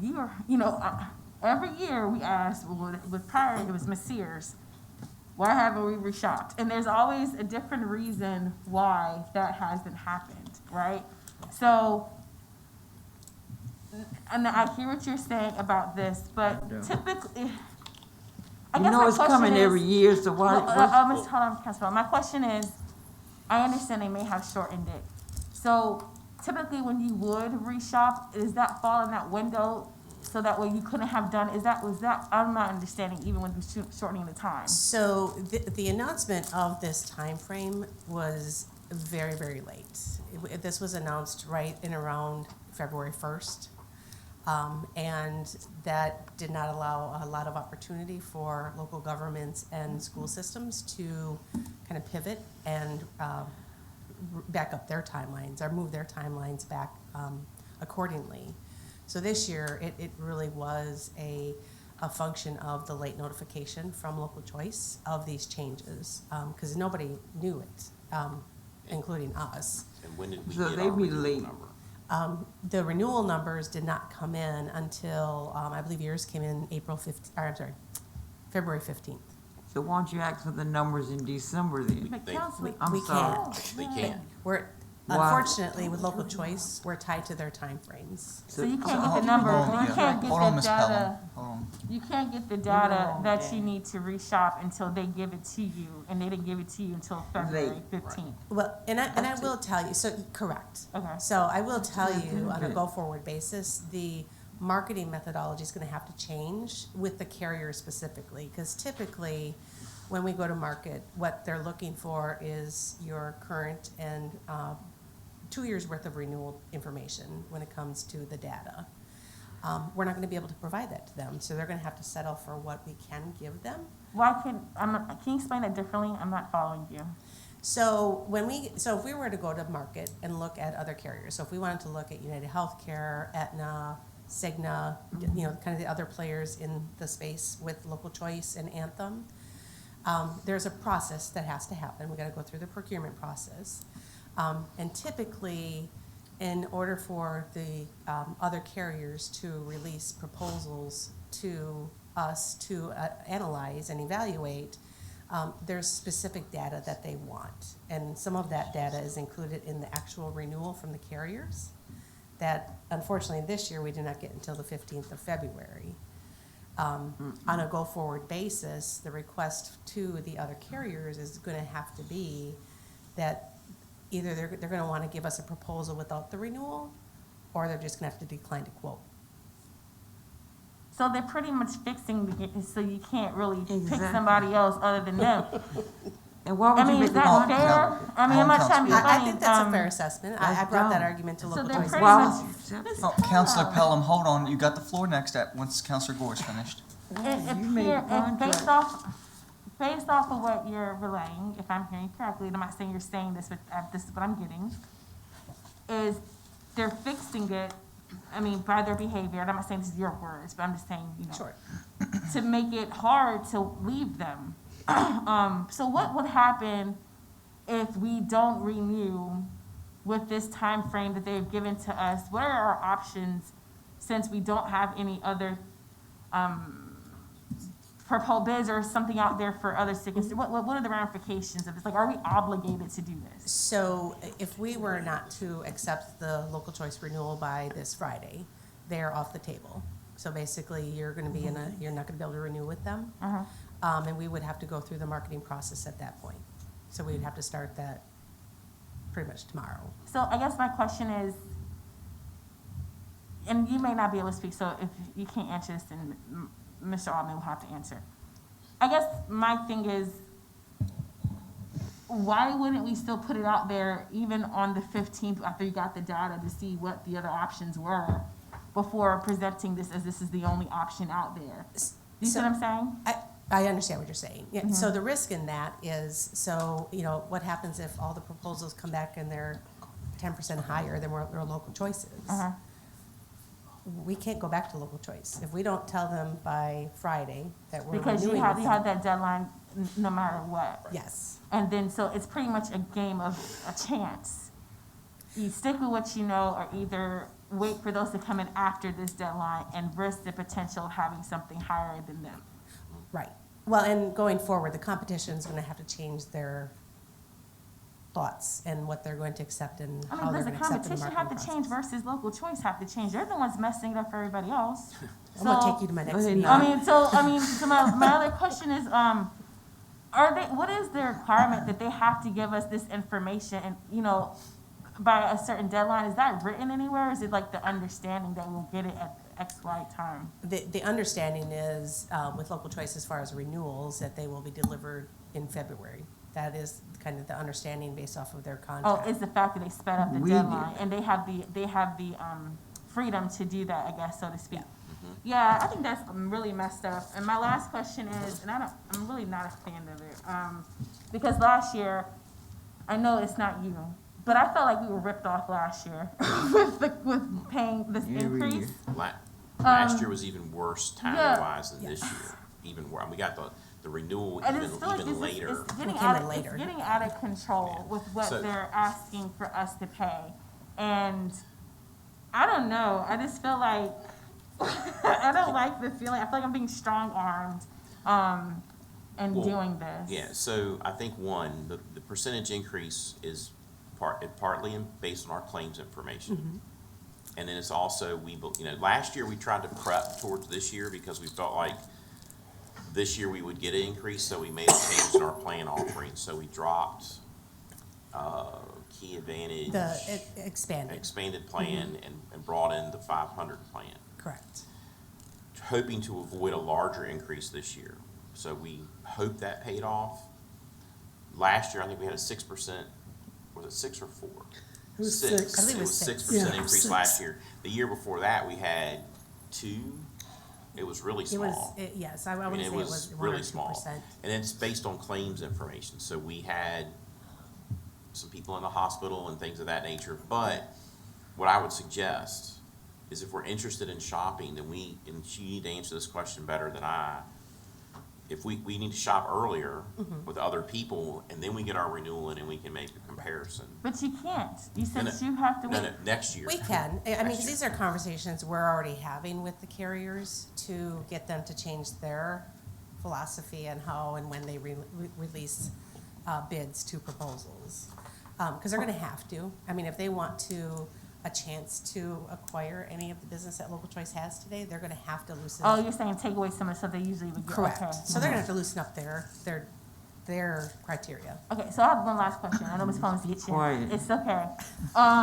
So like, the plans that we offer, I understand you mixed and matched, took some stuff out to make it more, a lower increase. So, how many people do we have on the high end in terms of plans? So while she's looking for Tell it, the you. majority of our employees, I believe, are on the 250 plan. Yeah, you currently have, on the high deductible plan, you have 19 folks participating. On the 500, you have 15, and you have 299 on the 250 plan. Never mind, I was gonna offer that we just do the increase for the 251. Yeah. But it's only like 30-something people. It's not. It's not significant to make an impact, so never Right. mind. Okay, thank you. The only significant piece comes in is if we drop the 500 and go to 1,000, to the 1,000 level plan, which will have a little bit of diminished value, but the majority of our employees are already on the 250 plan. Last year when we had this discussion about where we thought people would fall, we felt like the majority of people that were going from the Key Advantage, The expanded. expanded plan Uh-huh. would migrate to the 250. I think that's kind of what happened. That's At what first we thought, happened. well, if you take this chunk of people here and move them over to 500, this is what the number. But we felt, no, everybody's going to go to the next highest plan, and that's what the majority of the people on the expanded plan did. So, They're on the 500? and the only way we really save money is if we 250? drop the 250 plan, which I You don't said know. drop the 250? We'd have to drop the 250, we'd probably drop that, go to 500 and 1,000. Right. I think that would cause pandemonium amongst our workforce, because everybody's very, and I mean, Because those are the deductibles, 250, 500, and 1,000, is that Yeah. correct? Correct. Yeah. Uh-huh. So nobody wants to do the higher, right. deductible, because they've got to come out of pocket for it. And historically, and I can say this, Because that's a cheaper plan for them, but Right. more expensive for, Yeah. okay. Right. so historically, We don't have Sorry, other right, when problems. we've changed our plan late in the game, it just creates panic amongst the employees, because now they're having to pick something and they feel rushed, and just like we feel rushed right now, they feel the same way. Well, Now, yeah, and I just don't think, I just Yeah. don't think that healthcare is something to play with per se. I'm an advocate making sure everyone has access to healthcare. It's just that I don't like how they're managing this, and I just think it's unfair. But I'm not in favor of making sure that people feel strained, Yeah. especially during COVID and other stuff. So whatever has to be done, that we just have to do. It's just unfortunate. and that's why I think if as a result of this year, and I think COVID, we think factors into the increase the year significantly, does, because yeah, it does. it was kind of put off last year. We felt like the toll was gonna have to be paid. But if we're concerned, then we can start December December. with putting an can see it RFP then. out to shop it while we're waiting, and then we have a comparison. And we have claims data that Yep. we can share with the providers. And Mrs. Pelham's comment kind of earlier, when she was kind of getting on Mrs. Jones, 'cause she thought she worked for TLC. Well, yeah, you work Yeah. for us, you get a Right. start early, that's all. Yeah, so, but what we may We gotta- find when we shop Bring it us is to they your buy the meetings. business We'll- for a year. They may buy the business for a year and get in, because that's typically what happens. course. They get in cheap, and then the next year we see a bump because they Every realize the year. claims experience. 'Cause they That's wanna why make you their want to have profit. That's a, why healthcare is, don't even get me started. Well, but the same issue is that Hold on. if we it's not my Councilman. turn. Okay. Go ahead. Why, if you're the contracting, you contract for us to these people, why didn't you give them a deadline to tell us when we, not in February, they need to request what they gonna request from us. When we the contractors, it seems like we always cave in to people that we pay. I just don't like that. You ever work? I assure you, I've passed that message on many, many times, But because in the it's- contract, what you say, it's- instead of, you will give us your information by January 15th. Why can't you put that in the TLC's contract? No, I don't disagree. I don't disagree at all, because, I think, sometimes what the decision makers, if you will, fail to recognize is in the public space, it's not like you have a CEO or a CFO making a one-person decision. Everything has to go in front of council or a board, and personally, I feel that they fail to recognize that when they make these decisions. Who fails? Local choice. Okay, so then who's gonna make local choice, Mr. Altman, know that Contract with us. they're not the only game in town? People give you what you require of them. If I'm contractor paying you, you're not gonna tell me what to do. I'm not used to that. I was a contractor In this, before this life. in this realm, they have the power. Because so TLC. No, 'cause there's other people no. that you can And contract so- with. Right, but as she said earlier, if we say tonight, Why not too late now for this Right, year? that's what But I'm y'all saying. know every year we gotta No. negotiate, so if you But- know every year Christmas coming, you prepare. right, so that's why I said, we're stuck this year, but what we can do for the upcoming budget, next budget year, is go ahead and put an RFP out in December to shop it, so we have other plans when we get our renewal from TLC. You got something to And compare, we you have do a that every comparison. year. Right. That's what you don't wanna jump plan to plan every year. You don't Okay. wanna shop every year, cause you Well, really need 2 or 3 years. a claims history to get a lower number. Yeah. That's what you And need. I will tell you that the carriers do not look nicely on that when you Oh, shop yeah, every year. okay, that's fine too, but I'm just saying, employees need to know that as well. If you wanna keep your costs down, you gotta talk to your peers or whatever about just laying out and putting, you know what I'm saying? Yeah, so we try to do, Educate them. we have a wellness committee that provides points, that offers employees Yeah. opportunities to reduce their healthcare Yeah, costs that's a through good thing. getting an annual physical, All those that. types of activities, attending wellness seminars, participating in sponsored good. walks. We're actually just advertised for employees a 5K. Yeah. That if they participate in, they get points, those points go towards a reduction of their Yeah, costs. that's a good So we org- try to encourage the wellness piece. In the past, I don't think TLC provides any money towards wellness. I'm trying to remember who the last. Somebody somebody Cigna. did. Cigna provided, actually gave us money to do $75. healthcare. No, I'm like money to the city, $10,000-$15,000 to do healthcare initiatives. TLC doesn't. Now, TLC is the state Correct. and a lot of other local governments. So what you're banking on when you're in that plan is leveraging the buying power of the larger amount, and then you have your claims history that dictates. But you got the numbers. When you go out to bid, it's kind of like we always have that conversation. Should we hook up with schools? Well, our costs will probably go up as theirs goes down because of the makeup of the population and their claim types. But if we have more people, that gives us more leverage, particularly if we're shopping it. Correct. But we are, believe me, I wasn't happy last year when we were put into an even shorter time frame. I think we got our renewal 3 weeks from the date we had to sign on the dotted line. Yeah, you were one of the last This year, ones. they gave us the luxury of an extra week. Wow, but it is not a good sign.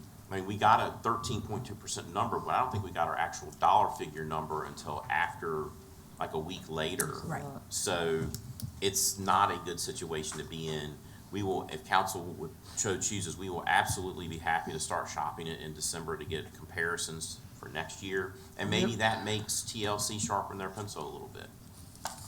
So Okay. I don't really like it, but we're kind of stuck.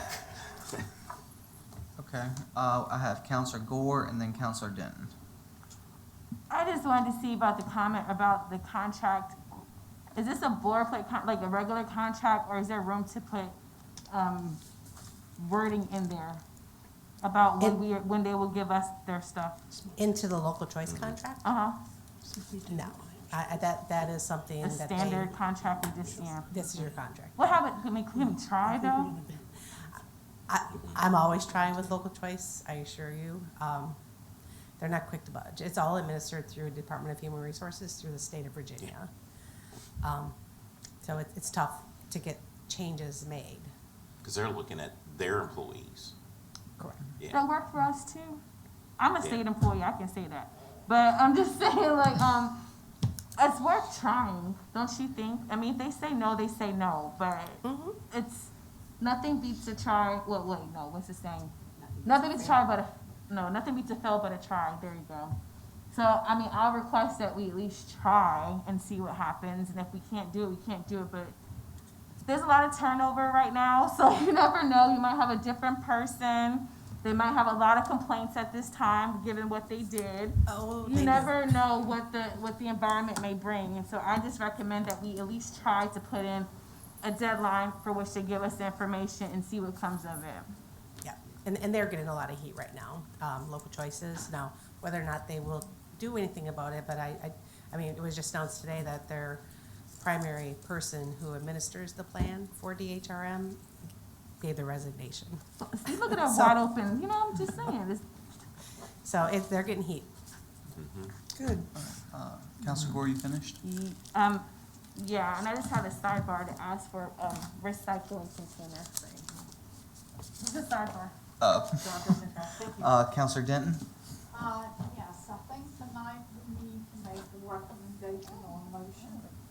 So I would like to make a motion that we go with option E, to continue with the TLC offering of the 3 current plans, options to active employees and pre-Medicare eligible retirees. The HP, the Key Advantage 250, the Key Advantage 500. Contributions, the city will absorb the cost, and the employees pay nothing. And, Second. get us going. Okay. And Molly, did you get all that, or do you need? Right here,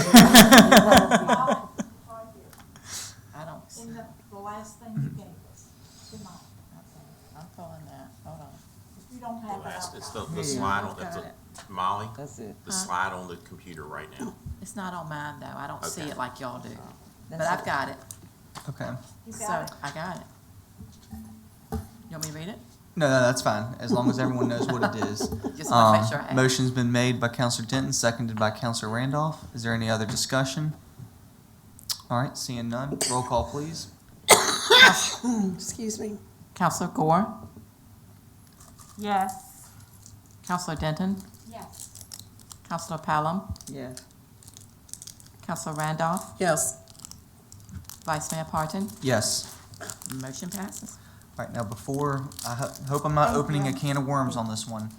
Do we want to put a motion on the floor to allow Mr. Altman to shop in December? I Or, think it's understood, that's what he. Okay. I think we're gonna do it. okay, I just We're want, gonna do it. I just didn't know if you needed a motion or, you know, No, okay. we've been with TLC so long, I wasn't sure what council would wanna do, but we need to get going. I'd like to, I know my company certainly looks at health factors within the people that I mean, we have a health clinic on site, I don't expect that, but we charge more to smokers. I know that seems unfair, but they do have more claims, and, you know, we charge them at my business a little bit more, so would everybody be okay with, the city manager looking at more health, aspects of how we can keep our costs down? I mean, I'm open to any options. I mean, Risk and rewards for Yeah, something like that. Is that okay for him to look into too? Okay, thanks. okay. Let's see here. Going on to reports of city attorney. Do you have anything, Ms. Hudson? We never made it this far in the agenda. I know, I was like, hey. Never have. Okay. No 2 report. years. No reports. We'll take questions. Ms. Best, do you have any reports of the city clerk? I do not.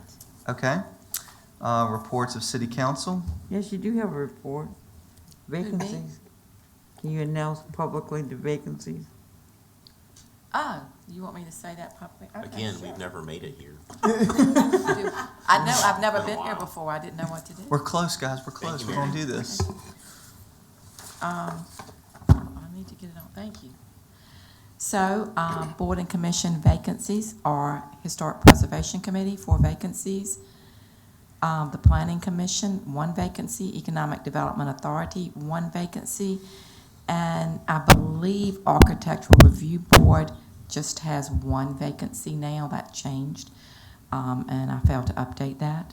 I think that historic preservation is down. We appointed somebody last week to that, so I think they're down to 3. I thought they were at 5, and I brought it down to 4, but I will double check that. Yes, ma'am, thank you. Thank you. All right. No reports of city council. How you know? I'm sorry? Oh, Well, I've already asked, no one said anything. Committees? Okay, none. Counselor requests, CR1, Counselor Gore. I like to hold this until we have all members of council present because it impacts everyone. It's just a discussion topic, that's it. Okay. Presentations from boards and commissions? We're almost there, we're almost there. we get comments Okay, tonight. now, We get for comments. the first time in 4 years, guys, we can have closing comments from counselors. That is terrible. Like, come on, guys, like that's, 3 Make a years. motion to adjourn. no, you're, yeah. Which, by the way, is non-debatable. That's right. It's It's non-debatable. non-debatable. Oh, No, no, I'm going to vote no this time. no. Because I'm proud of us for making it through an agenda. I do too. I'm trying to see this hearing. Was there a second? No, it wasn't a die for a Yeah, lack there of was. second. Counselor Dayton made the motion. I'm technically seconding it. You made the motion first. Yeah, and I seconded Okay, it. so then Counselor Randolph seconded then. We got a bunch of seconds. Yeah, that's fine. No. Just We have it pick on one. record, Vote Dayton and no. Randolph. Roll call. Counselor Gore. Yes. Counselor Denton. Yes. I'm trying, I got things to do. Counselor Pelham. No. Counselor Randolph. Yes. Vice Mayor Parton. In words of Counselor Pelham, no. Motion passes to adjourn. Oh, my God. Meeting adjourned. Thank you, Johnny, that was Yo, great. whips. Hey, Jocelyn. Oh, you don't feel well. You